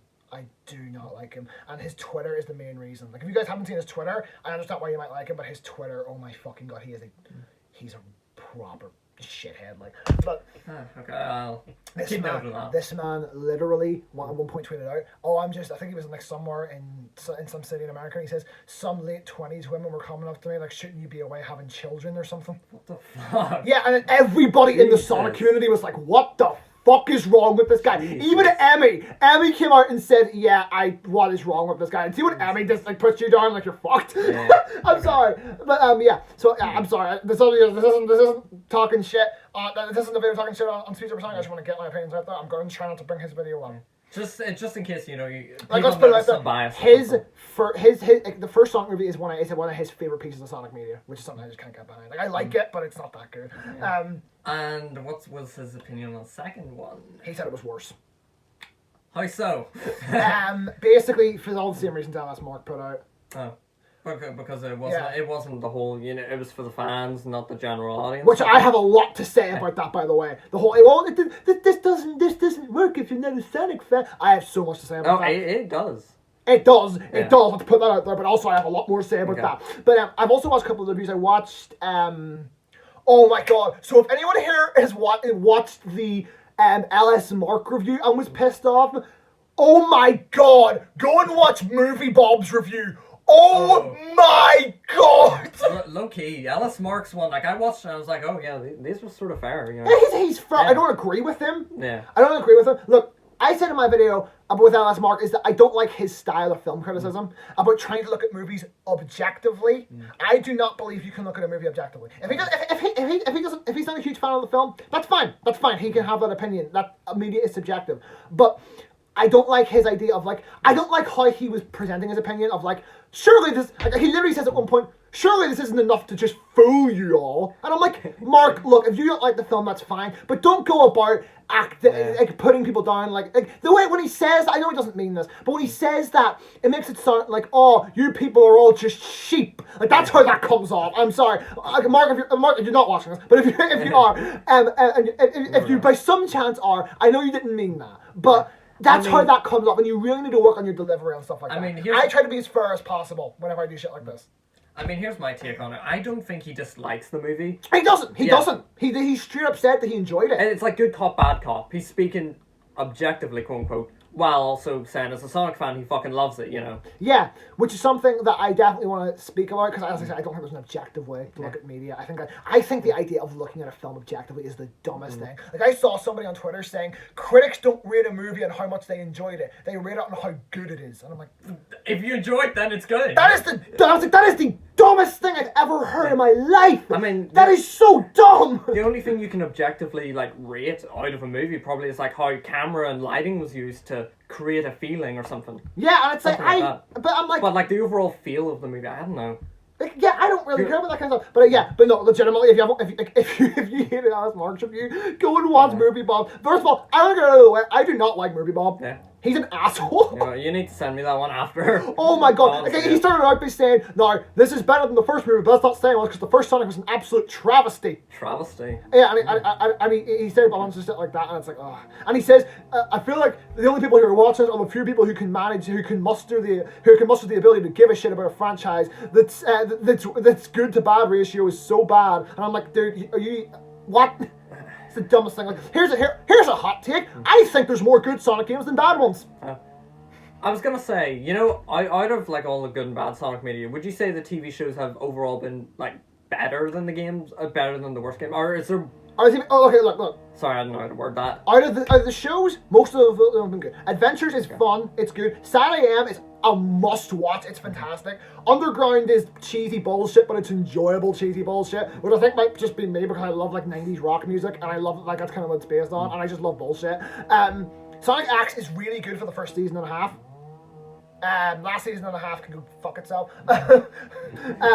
Then Sonic Boom, oh my god, Sonic Boom's brilliant. Yeah. Sonic Boom season 1's good, season 2 is masterclass, I don't care, that's so fucking brilliant. And then I'm not sure how Sonic Prime's gonna turn out yet, but I'm hoping it turns out good. And then also you have the Knuckles show coming up. Oh my god, on Paramount Plus, yeah. It's gonna be a shame. I might have to cancel my Disney Plus subscription for it. Or you could just go for the free trial and just like wait until it's all over, then get the free trial and just watch it that way. That's true. That is literally what I'm gonna do. I'm sorry. But, watch them fucking just like get rid of the free trial. I know, right? Yeah. Watch that happen. But no. But Paramount Plus isn't even out here yet, I don't think. Nah. It's gonna be out at some point in this year, I think. But yeah, my hot take is that there's more good Sonic games than bad. Sonic 1, good. Sonic 2, good. Sonic 3 and Knuckles, good. Sonic CD, good. Sonic Adventure, good. Sonic Adventure 2, good. Sonic Heroes, good. Shadow the Hedgehog, bad. Sonic 06, bad. Sonic and the Secret Rings, bad. Sonic Unleashed, good. Sonic and the Black Knight, good last time I played. I haven't really played that one in a while. Sonic Colors, good. Sonic Generations, good. Sonic Lost World, good in my opinion. I know some people will debate that, but I don't know. I think it's good enough to be considered good. Sonic Generation, yeah. Yeah. I mean, I liked it. I'm talking about Lost World. Generations is great. But yeah, I'm talking about Lost World. Yeah. Mania is fantastic. Fucking Forces is awful. And if you want to talk about Sonic Colors Ultimate, bad. Yeah. Sonic Colors Ultimate is fucking terrible. But you did say you did enjoy it though. I did. Like I did. But the thing is, that game is so sometimes. Oh, I'm sorry if you guys can hear that motherfucker. Yeah. Like really, dude? Is that really necessary? Fucking asshole! He's been doing that for like an hour! You're gonna need to get like some sound foam or something. Oh my god, this motherfucker. But yeah, that's basically... How long have we recorded? We've been recording for an hour and he's still at that. Jesus. Is it louder now? Is it louder? I feel like it's louder now than it was earlier. What the fuck's that? Okay, look, there's no way they can't hear that, right? I don't know. We could always pause the recording and then say... We could. But do you really want to do that? Kind of, yes, actually. Okay. Alright, hold up, let's see. Alright, so apparently you guys can hear it, but it's not nearly as... I thought that might actually be overtaking our voice. That's how loud it is on our end. That's how loud it is on our end. But for you guys, you can hear us better. So hopefully, I'm sorry if it bothers you guys, but we don't have any other area where we could record this. We literally just don't have anywhere else, unless you want us to record in the bathroom. But which then, even then, like you'd hear more echoes and stuff. Like the audio wouldn't be as good in here, I would say. God, look. But anyway, where the fuck were we?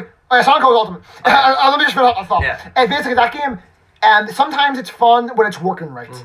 But early on, I tried to play it, sort of say, oh, maybe it's gotten better. And literally, I got to the end of Aquarium Park Act 4, and oh my fucking god, that thing is just broken. That boss fight, that is just broken, because it doesn't let you know. It's shooting lasers at you, but you can't tell which lasers are about to fire, because it just doesn't give you any indication. And I'm like, what the fuck? Oh, whatever. But, I mean, with Ultimate, to me, like, I haven't played it, obviously, but it does, to me, reek of, like, a lazy sort of remake. Oh, it was. Because I even heard that they didn't reanimate the cutscenes or whatever. They didn't. They just upskilled them. Yeah. The thing is, fans have gone in and have started to reanimate the cutscenes. It's coming to Steam at some point. They did confirm, like, oh, yeah, it's exclusive to Epic Games for now, but it will come to other platforms eventually. They actually... Oh, God, he's back. Oh, God. They actually straight up said that at one point.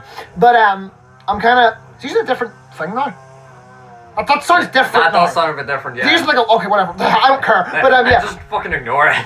But yeah. But so they did say it probably will become the same. It'll come to other platforms at some point. So yeah, I'm just hoping it comes to Steam at some point, and then I can mod the game to actually be good. But yeah. But yeah. Back to what we were talking about. I feel like the way people are reacting about this movie is kind of so. Let's just get this out of the way. See the whole argument that, oh, it's a good Sonic movie, but if you haven't played the games, it doesn't work. That's horse shit. I disagree, yeah. Especially considering you haven't played most of the games. Like, this is what I'm saying, right, okay. Basically, if you haven't seen anything to do with Sonic, I will say this, I think the movie could still be good for you. Just not ask you. Yeah, you're missing out on a lot, if you know what I mean. Like, for example, the whole grapes reference with Knuckle, I didn't get. Yeah, I actually had to explain that to you. And there's a lot of stuff in that movie that you wouldn't know. Yeah. Like Labyrinth Zone. Yeah, and plus... But even I didn't get that. Plus, are people just forgetting the fact that Tails literally told the audience what the Master Emerald is? Exactly! Oh my god, people are so fucking stupid. They literally have a whole thing like, years ago, the Echidnas merged the 7 Chaos Emeralds to create one great power, the Master Emerald. Yeah. I will say it was a bit jarring to hear, you know, the plot being that much explained to me, but in all fairness, it is a kids' movie, and plus... It is a kids' movie. Yeah. People need to remember that. It is a kids' movie. And it is also catering to those who also may not have seen anything with Sonic. Yes, they do have to explain this stuff, and they explain it well enough. I think they explain it well enough to where if your first exposure to Sonic was the first movie, then you'll understand this just well enough. You know what I mean? I think they introduce the characters fine enough. But also, the idea that, like, it's made for the fans... No shit! Yeah. Like, it's no shit! But look, let me put it this way. But that doesn't make it bad. See what you said about you'll definitely like it more if you've played the game, but you don't need to. Here's another movie that you can say that about. Obviously, it's not gaming related, but it is sort of something like that. Spider-Man No Way Home. True. If you have just been following the MCU and you've never seen the Raimi films or the Mark Webb films, that film is going to be good, but it's not going to be nearly as good. Yeah. Because, like, you're not going to know what happened with the villains. You're not going to know who these Spider-Men are, what they've gone through. So, like, I think the same argument being with that, but that film was graded with fucking great reviews. Yeah. I mean, this is sort of what I'm saying. It's just like seeing the sequel, like a sequel of a movie franchise before, like, the first movie. Yeah. Like, it could be enjoyable, but you're not going to get the most out of it without knowing the full sort of thing. The thing is, like, in order to enjoy this, you have to be fans of the franchise. Do you know what else that applies to? Literally every single MCU film from Iron Man 3 onwards. That is true. Like, every film is connected, well, apart from Black Panther, I guess, but... Yeah, Black Panther's the only one that can really stand on its own. And Homecoming, I guess. I mean, that even has Iron Man. No, Homecoming, you also need to have, like, what? That's true, there's a couple standouts in there, like Ant-Man is another one. Yeah. But, like, almost every MCU film from Iron Man 3 onwards is the exact same. Like, if you haven't watched, like, Iron Man through Avengers, or even just Avengers, you could probably to be honest, you could probably just skip Phase 1 and just, like, start with Avengers, I feel like. True. It's not the best idea, but you could do it. Yeah. You would be missing some context, like with you would definitely be missing some context, especially with the Phase 2 films. But whatever. We're not talking about the MCU. But yeah, I just feel like that's such a dumb argument. But also, like, people say, oh, in order to be a Sonic, you need to be a Sonic fan to understand this, and I'm like, even so, like, is that really a bad thing? Like, the film has a target audience. And if it's made for that target audience, I'm not saying what they're saying is true, by the way. I don't think what they're saying is true. I think you can enjoy it without having played the games. But if a film is made for a target audience and it works for that target audience, can you really criticize it for that? That's like saying, that's like those fucking people, like, it's like, oh my god, there was like a really good example for this. It's like those people who watch a movie and just because they don't like, it's like if a 40-year-old man watched a chick flick and, like, was talking to her. It's like, it wasn't made for you, dude. I mean, yeah, it's sort of like those people who... Not to say 40-year-old men can't like chick flicks. I'm sure some of them do. I mean, yeah. Anyone can like anything. Anyone can like anything, but if it's not made for you... Then you can't get mad. That doesn't make it bad. Yeah. You know what I mean? I mean, it'd be bad for you, per se, but... Yeah, but it doesn't make it a bad movie. Of course, yeah. But even at that, I still don't think that that's the problem with this film. I feel like if as long as you've watched the first movie, you will enjoy the second movie. Yeah. If you haven't watched the first one, you probably won't enjoy it as much because there's a lot of setup in the first movie. I mean, even then, you might get some laughs out of it. Premier Remy in his review said, if you skip, which by the way, I know I said I don't like Premier Remy. I watched the video simply because I wanted to hear his opinion. I do that with a lot of people I don't like. Actually, I don't like Movie Bob. I don't watch his review. Same goes for fucking Speed Supersonic. Even if I don't like someone else, I'll watch the review on something to just sort of hear different opinions. And his thing, he said he feels like you could skip the first movie. I don't agree. I feel like if you're gonna watch the second one, you should at least watch the first one to understand what's going on. I mean, yeah. In the Nostalgia Critics review, well, he didn't do it as Nostalgia Critic. He just did it as Doug Walker, which I can't believe I'm saying this. I think that's the best review I've seen of this movie. Yeah. Like, I cannot believe I just said that Doug Walker's review is the best review I've seen of a movie, but that's genuinely true. And even if I still don't fully agree with it. The only thing I've seen from him was his review for RoboCop 2014. I've never even seen RoboCop 2014. But I've never seen any of the RoboCops. But the original ones are fucking fire. I've heard. The modern one... different. I've heard. I mean, the CGI and technology and all is cool, but that's about it. Doesn't make it good. Yeah. But But no, one thing he said was that if in the third movie they just decide to, like, have a line of dialogue where it's like, oh, too bad we couldn't stay with Tom. Oh yeah, that's just him gone forever. Like, he'd be totally fine with it. And I'm like, nah. If you want to get rid of Tom at some point to have it go full CGI, that's fine. But at least do it gradually. Yeah. Like, if you want to have that Sonic X Season 2, like, oh, we all have to go back to our own world now, storyline, like, that's fine, you can do that, but at least do it in a way that makes sense. I don't know, I mean, I wouldn't be a huge fan of it, but I would be willing to accept it. Because I was going to say, having Sonic go, like, off-world, you know, when he's so in love with the world seems a bit weird. The whole thing is, in Sonic X Season 2, they didn't have a choice. Oh. They did like a whole. I know, but I mean, like, context of the movie and stuff. Yeah, but I'm saying if they could have a situation where it's like we don't have a choice. Oh. If they made that kind of scenario, I feel like they could make it work. Well, where, like, Robotnik was threatening the world or something. Oh, in Sonic X, it was like, oh, the world time will literally stop if they don't go back. Oh shit. Yeah. Damn. Nah, I was thinking of having a thing where, like, Sonic moves in with Tails or some shit like that.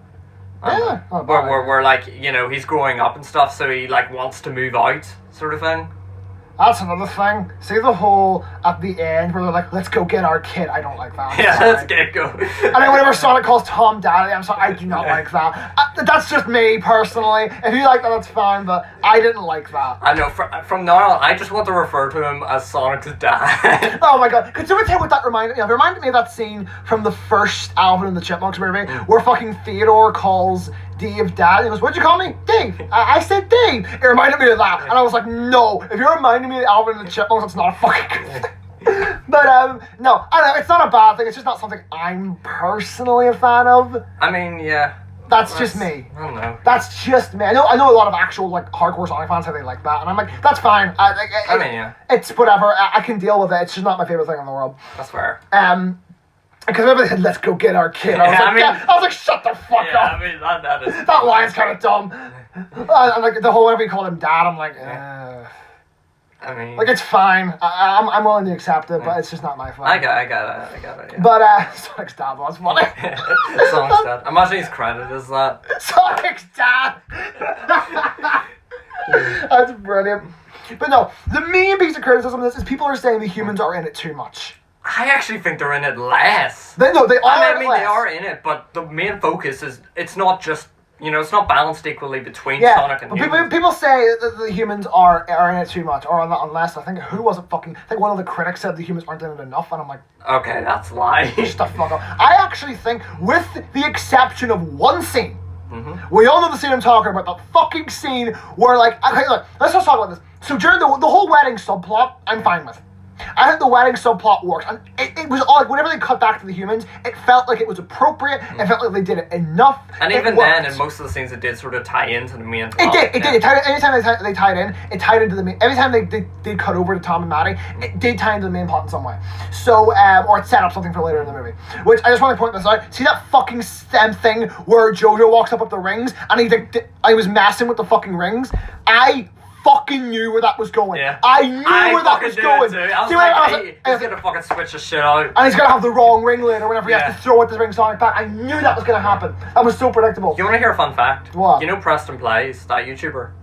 I'm not sure. I don't really know much about him, but he was actually in the movie. Really? You know the volleyball scene? Yeah. He was actually on Tom's team. Oh my god. Funnily enough. He actually uploaded a behind the scenes to his channel where he did talk with like the directors on set and shit. And the characters. Brilliant. It was really good. Brilliant. It was like but yeah. That's cool. But no.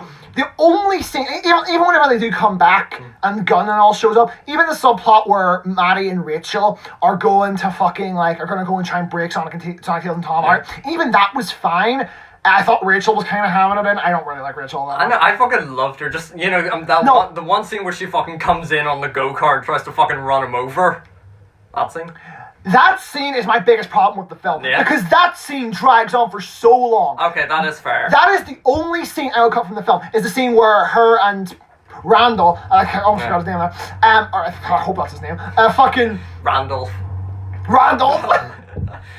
But yeah, that scene, I don't know, that scene felt like it dragged on way too long. That is fair. And the worst thing was, we never see those two again for the rest of the film. That is true. We never see them again for the rest of the film. I'm like, they could have so easily cut that. There is another thing I want to add.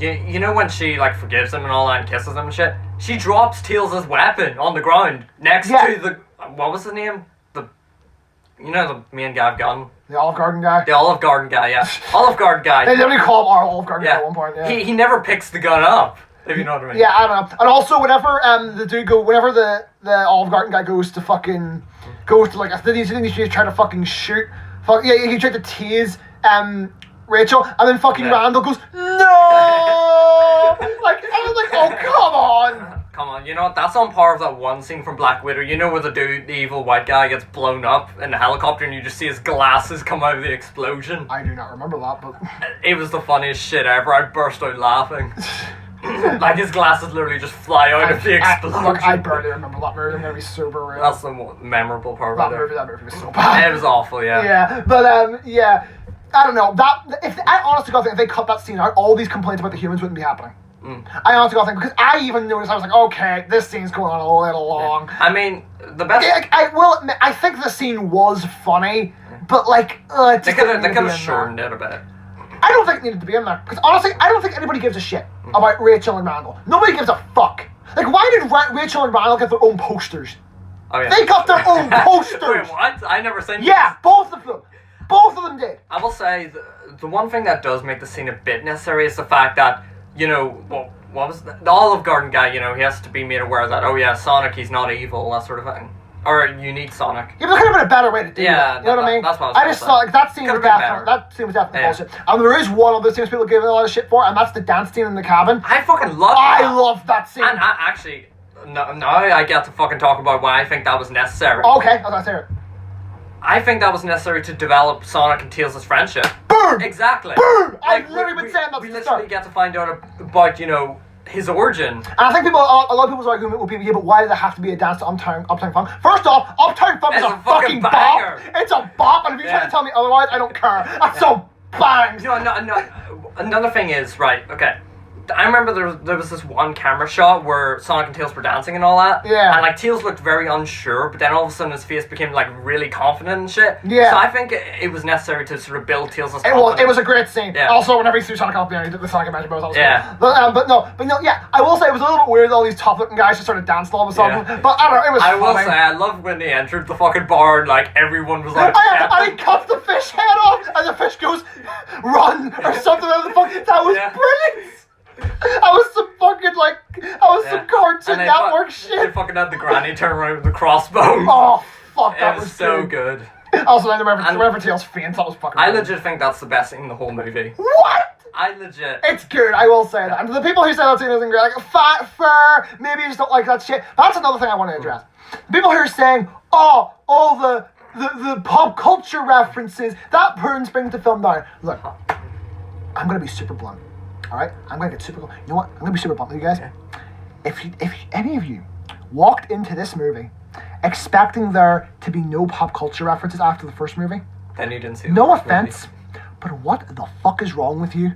If you honest to God thought that after the first movie they weren't gonna have pop culture references, you're a fucking idiot. I'm sorry, you are an idiot if you expected that they weren't gonna have any in there. I went into this knowing that it's maybe I'm an idiot, but We're all idiots. No shit. But I went into this knowing like it's going to be better, but it's still gonna have that pop culture stuff in it. Oh yeah, no. I knew that. I was 100% expecting this to be like the first movie, and it blew me away. It was actually there was more. It was less like the first movie than I was expecting. It was more Sonic-y. It was. That's the great thing about it. And like I was expecting there to be a lot more pop culture stuff than there actually was. I honestly got because the first movie was loaded with it, and in the first movie it wasn't funny. Like, you know that scene where he's like, "I'm just like Vin Diesel." It's all about family, Tom. I cringed so hard when he said that. I'm sorry. That line was so bad. What is Sonic's obsession with fucking Vin Diesel? What is with that? Can I be straight with you? What? I don't remember a thing about the first Sonic movie.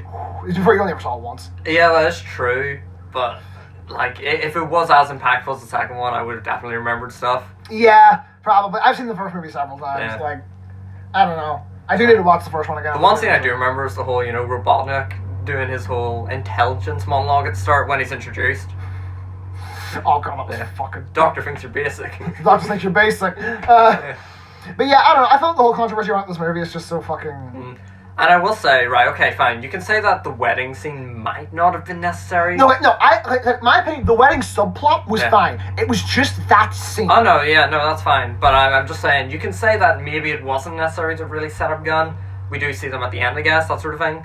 But you cannot say that the cabin scene was not necessary to flesh out their characters. I agree. I feel like you could say they could have done something else in the cabin, but I think they've done it well. The dance scene was fun, and it was able to show off Tails' intelligence with the whole hologram thing. That was really cool. To have all the different Tails all going. I don't know. It was a fun fucking scene. And then especially, also, I've had Uptown Funk stuck in my head since. Yeah, so, I'm the same actually. Especially that one moment where Sonic gives Tails his blanket and all that. And then Tails uses his tail to that was adorable. That was brilliant. That was good. That was so good. And then he wakes up with the fucking woman on him. Tails! Tails! Help! Tails! That was brilliant. Yeah. You know what another controversy of the film was, though? It was definitely the comedy. People thought there was, way too much. Again, what were you expecting? I will say, though, there was one scene where I do think it was a little unnecessary. It was, the garage scene. Yeah. Where they were having that moment and then the guy said something. It didn't really bother me per se, but I just Actually, that's another thing I don't like. This is gonna be a hot take. I do not give a shit about Long Claw. Yeah. The whole Long Claw thing, I do not give a fuck. That's fair. I don't care. And see, whenever like Long Claw popped up on the fucking thing on Jor-El, like I'm like, I don't care. This is so cliche. Like, but to be fair, it was over pretty quickly. And I will say that it is necessary for this movie because it gives Sonic and Knuckles something to bond over. So I understand that it needs to be there, and I'm glad they didn't just drop it because it was a big part of Sonic's character. Yeah. It's just me personally, I don't care about it. And I mean, this is sort of the thing where you don't care about the character, but you care about what it leads to. Or you care about what it means. I care about what it means. You care about the characters grieving over that thing. Yeah, it's weird because I sympathize with what Sonic's going through, and he's back. He's back. But no, like I understand the Long Claw's important. And it was a big part of Sonic's character. So I'm glad that they didn't just cut it out. I'm glad they didn't just cut it out because it's important to the movie. But it's just me personally, I can't get into it. Because Long Claw was given so little development in the first movie, they gave me really no reason to care about her. I mean, that's true. Also, of course, remember I was saying I don't think Long Claw's actually dead? Yeah.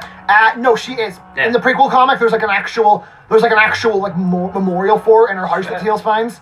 Fuck. So she is dead. She is fucking dead. Which, to be fair, doesn't really surprise me. See, in the original film, in the original, there was actually a plan for the original plan was for Long Claw to go to Earth with Sonic, and like she would raise him there for years, and then she would die on Earth. Oh. That was the original plan. There's actually scenes of that with the unfinished CGI and everything. With the old Sonic design. I mean, maybe then they could have developed her character a bit more. Yeah, but I like the way they did it a little better. I thought it was part of the way they did it. But also, that's something else I want to address. So, somebody on Twitter, one of the main things I've seen on Twitter is, this movie is mid. Kill me. But Sonic fans will just defend it because it's Sonic. I'll defend it because I fucking enjoyed it. Look, see the people who are saying Sonic fans are just defending it because all Sonic must be good? Do you understand the Sonic fan base? The reason the Sonic fan base is so notorious isn't because they defend Sonic, it's because they're so hard to fucking please. None of them could agree on anything. Like, you got the people who like me, who are like, the adventure games are the best, but I still like the other stuff. Then you got people who are like, only the adventure games are good, or only the classic games are good, or only the boost games are good. I'm like, I just like everything. I just like Sonic. Yeah. Like, you know what I mean? But it's like, look, let me take you back to September. When a little game named Sonic Colors Ultimate came out. And it was a HD, it was a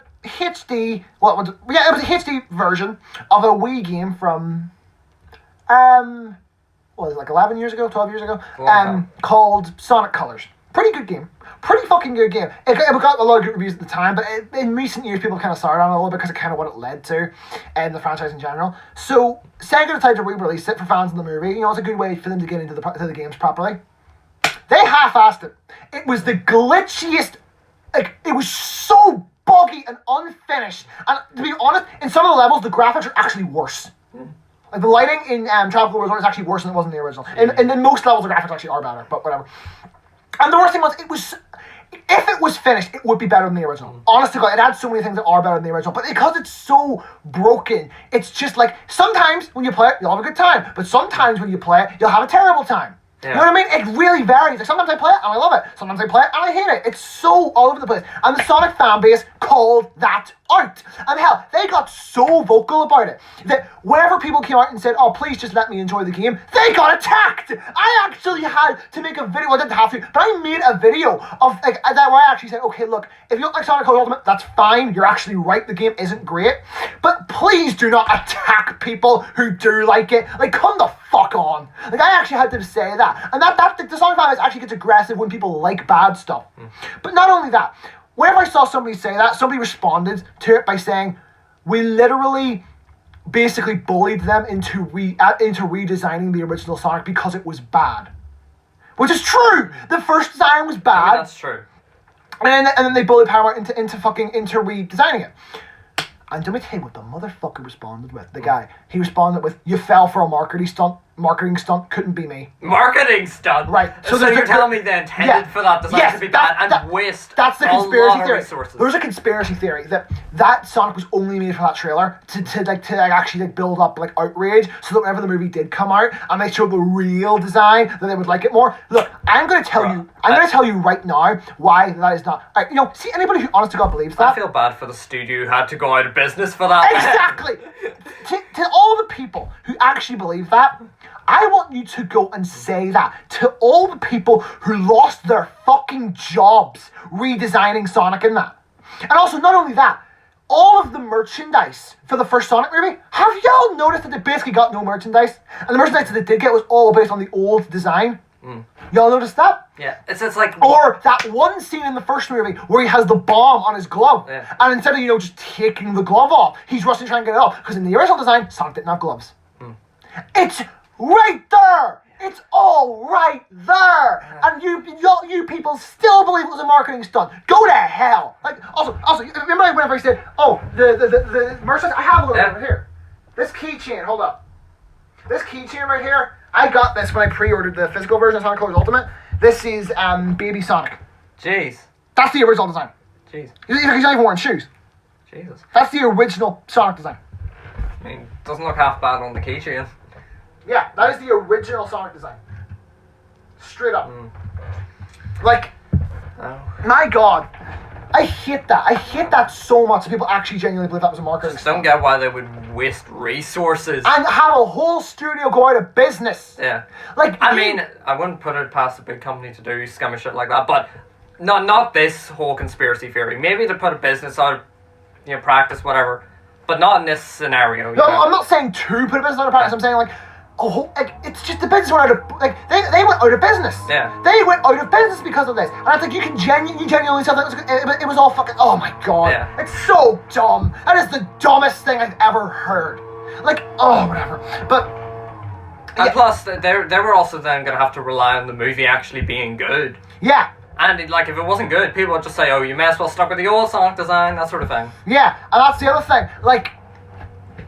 It is also clear that that made them realize that listening to the fans pays off, because they were like, okay, let's listen to the fans. They listened to the fans, and the movie was a huge success. And that's what led to the second movie being more like the games, because let's appeal more to the fans. That's what led to the second movie being the way it is. There's so much evidence to point that it was real, and there's basically no evidence pointing to it being fake. That's why it's They even delayed the movie by a few months. It was supposed to come out in October 2019. Came out in February 2021. Yeah. But yeah, oh, fuck me, I just don't get it. I just don't understand how people genuinely believe that shit. But no, the one thing I will say, Sonic Colors Ultimate obviously isn't the best game. It is not.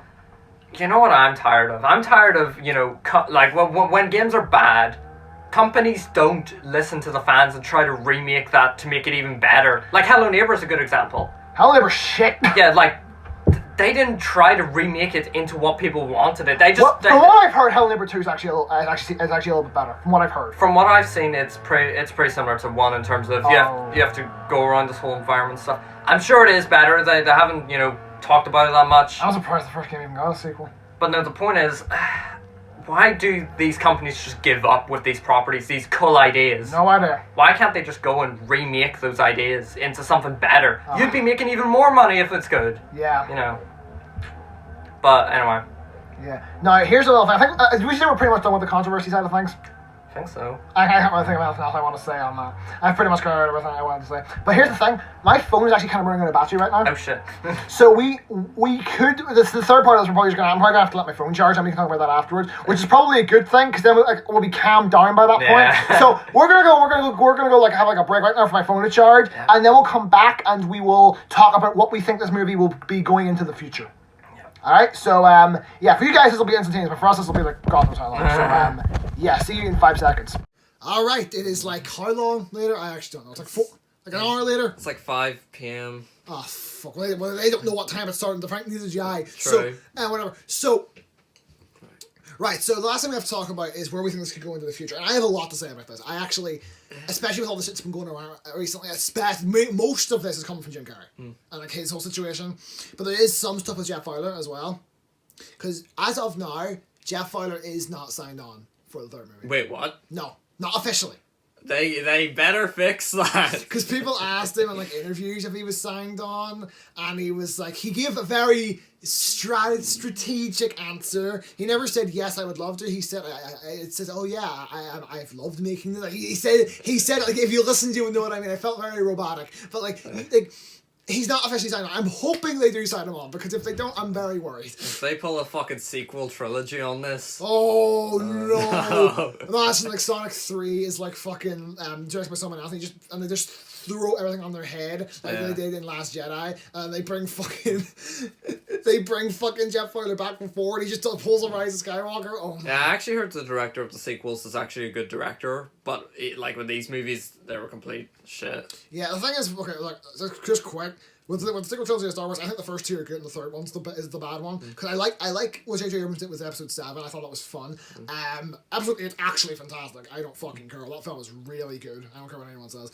And then, Episode 9 can go fuck itself. But I don't think anyone's going to argue with that. But, yeah. Anyway, so, the main thing I want to talk about here is with Jim Carrey. So, Jim Carrey saying he wants to retire. Now, there's a lot of talk about this. Some people are saying, oh, I don't think he's actually going to do it. Like, that's not just a Sonic fan thing, that's just like general film fans saying that they don't think it's going to happen. And then Channel Pop says he thinks it's a marketing stunt to make to really hype up the third movie. Because like, oh yeah, he literally says, I'm not going to come back unless, like, you know, the angels come down with a script from the gods kind of thing. I mean, do you think Jim Carrey would be the type of person to do a stunt like that? Fuck, look, nothing would surprise me at this point now. Like, I don't think that is the case, but I don't know. But, and then... I mean, the third movie might just be like his send-off movie, because we didn't know that he was retiring until the second movie came out. Yeah, but they said they want to turn this into a whole cinematic universe. Yeah. So it's still, you know, he will retire someday, I suppose.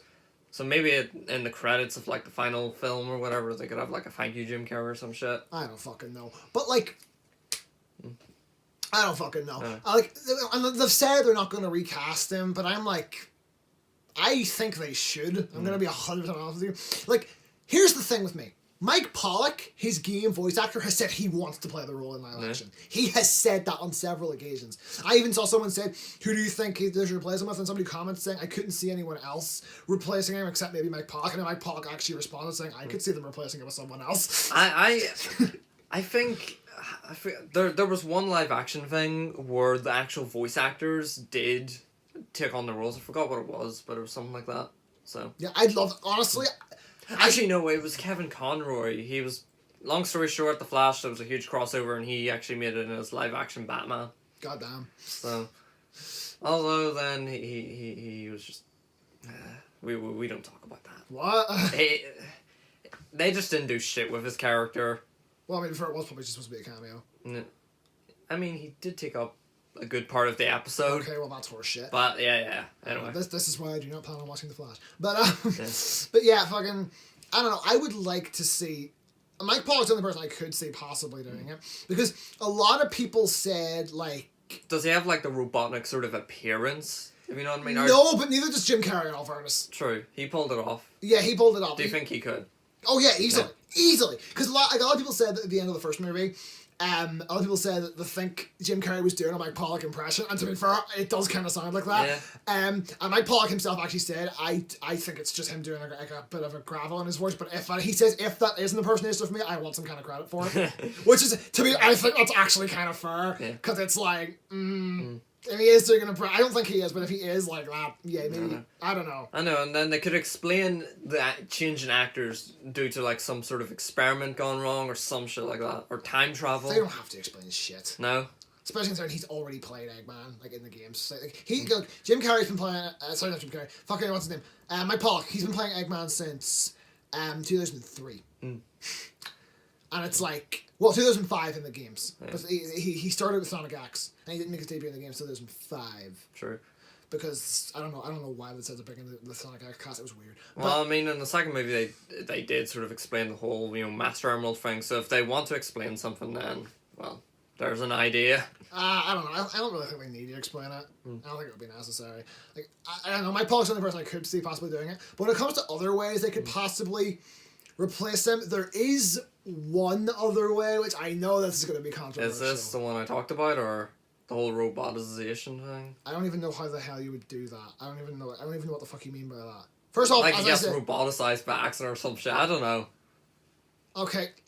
For some reason, here, everyone watching this, for some reason, Leon has only just found out now that roboticization, it was only a thing for the comics and TV shows. He thought that was a real thing that happened in the games. Yeah, I thought that horrifying of a concept. Are you fucking kidding me? I mean... roboticization is like something out of a horror film. That shit is awful. I mean, we wouldn't have to say, we just get to know that he's a robot and that's yeah, but that's fucking horrible! That shit is like, even in Sonic SatAM, which is a fucking kids show, they make it very clear that is like there's a scene in that which about roboticization where it's like, oh my fucking god, it's like actually really hard to watch. Okay, fine. He preserves his consciousness in a robot or some shit. Well, that's the thing. First off, you're banking way too much on robots, and second, my thing with it is, I'm banking on the fact that they're still calling him Robotnik a lot of the time. So I'm also thinking, like, I'm almost thinking, like, maybe they could pull an Archie, where, so, in the Archie comics in issue 50, Robotnik dies. It's 2 characters.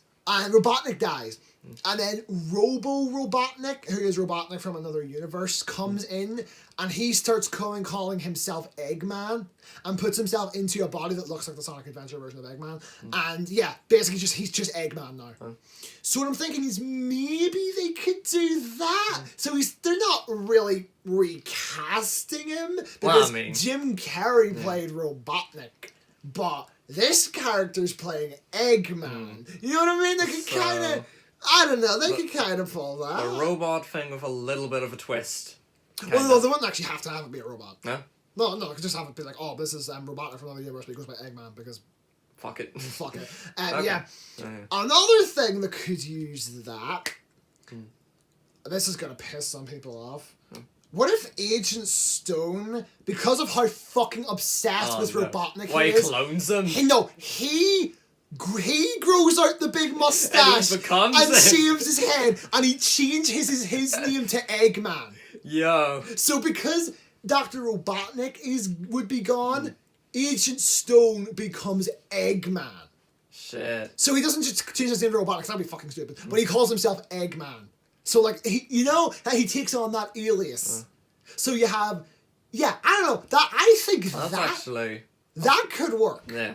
I think that maybe could work, especially with the way they've set Agent Stone's character up. I was like, he's so obsessed with Robotnik that it's like, I think that could work. I mean, I don't know. Maybe it would have to be done right. They would have to change him up quite a bit to make that work. I don't know, but yeah, no, I don't know.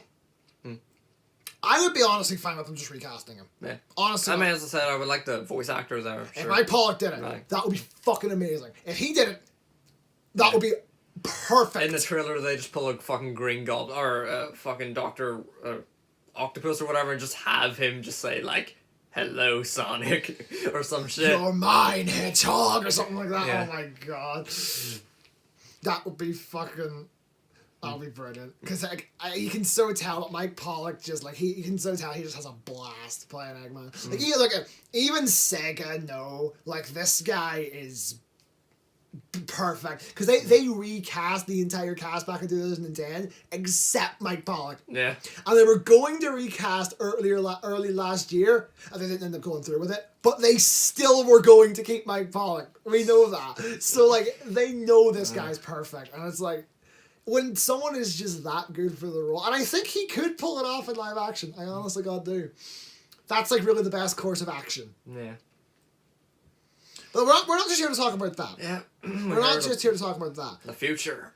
We're also here to talk about, like, the fact they've brought in Shadow now.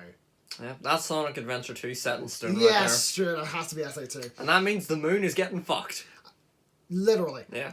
And also... it means, how are they going to do this? Because there's still 2 other important characters from SA2 who haven't been introduced. They haven't introduced Amy, and they haven't introduced Rouge. Now, Rouge was introduced in SA2, so they could just do it that way. But my main thing is they haven't introduced Amy.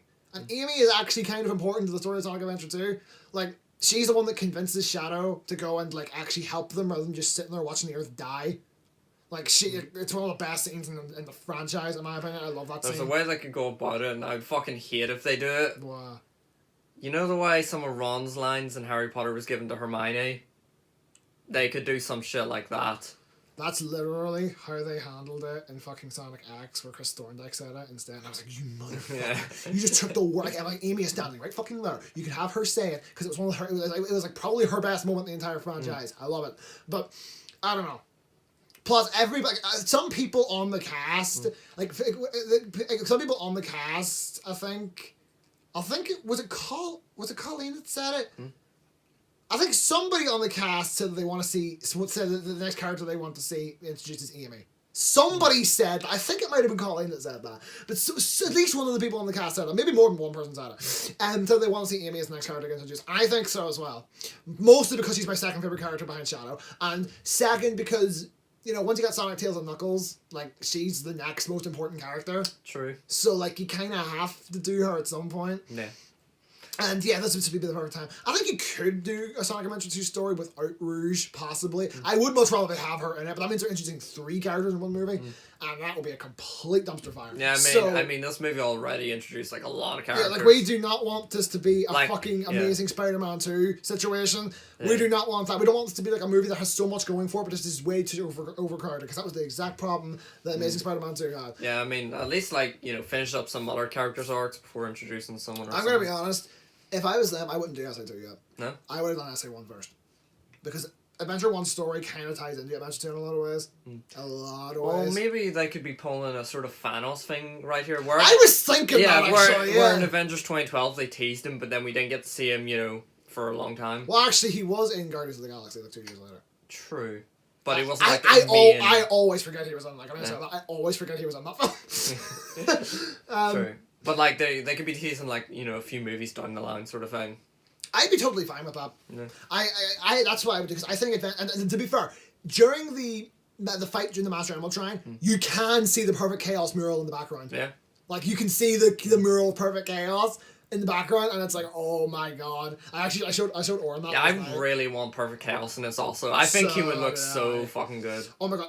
Alright, so Perfect Chaos, like, they redesigned him a little bit in Generations, and I see the Generations design of Perfect Chaos. I say Gus for a second, it's like so fucking cool. Yeah. I like the one from Adventure, but oh my god, Perfect Chaos from fucking Generations is the coolest design I've ever seen. Like, he's so cool looking. I love it. Yeah, no. Oh my god, if they had Perfect Chaos, it would make such a good fight as well. Because, like, the whole running on water thing, it's like, oh my fucking god. And the whole city's destroyed and flooded, it's like, I'm down. I'm so down for this. The Batman already had a city be flooded, why not have one in this movie be flooded? Okay, I guess we're just casually spoiling the Batman now, too. Oh, yeah. I mean, it was in the trailer. Was it? Yeah, there was, like, one shot of the... Yeah. And although it's never really stated. I never watched the trailers, I only watched the first, like, teaser trailer they put out. I was instantly hooked on it. Because it was like, oh my god, this looks amazing! But, I don't know. I definitely think they're rushing in a little too quick to do Sonic Adventure 2. I definitely think they're rushing in. My thing is, you know, when they you know, showed that Knuckles and Tails would be in this movie, I thought that they're getting a bit too confident in themselves. I was actually thinking that too, because...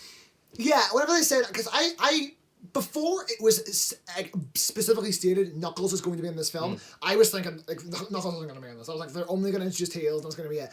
Until they stated that Knuckles was going to be in it, I was like, there's no way. Well, that's a lie. I didn't think Knuckles was going to be in the film until it was leaked. Whenever they saw, like, the statue on the set and shit. I just find it hilarious, but can I just say that Knuckles was technically spoiled because he was spotted on set. I think that is so funny. There's something about that's really funny. Imagine the same thing happens for Amy or something like that. If that was for Amy, I'm gonna flip.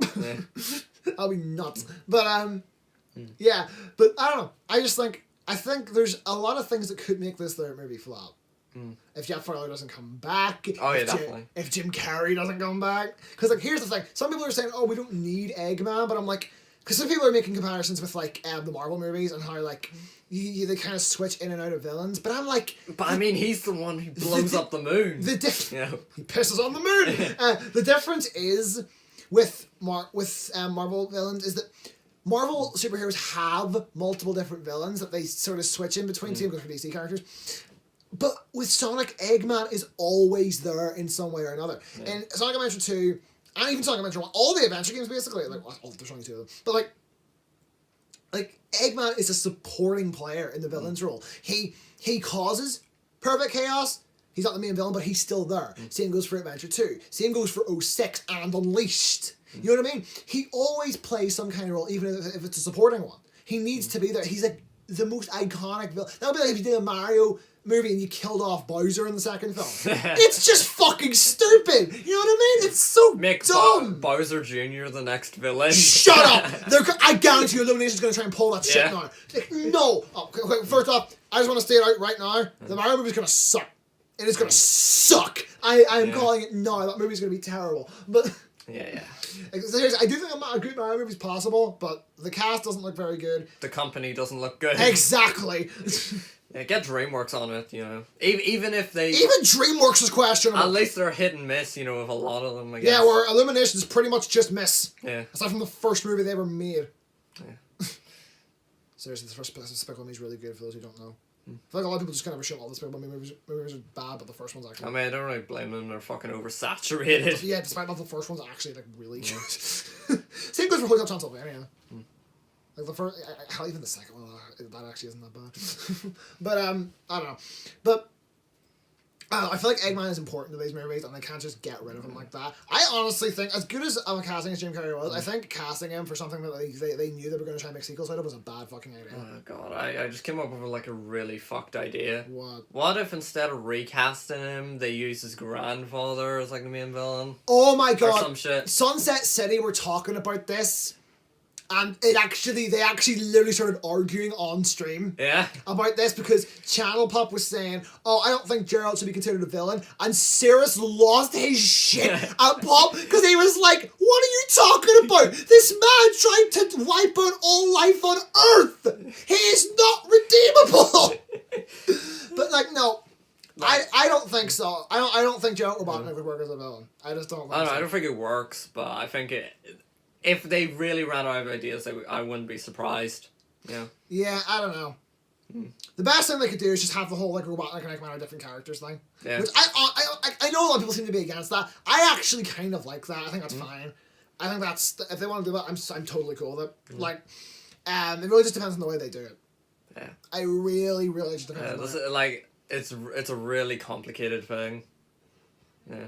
It really just depends on how they do it. But I think it could work. I just think they need Eggman. They need him. He is important.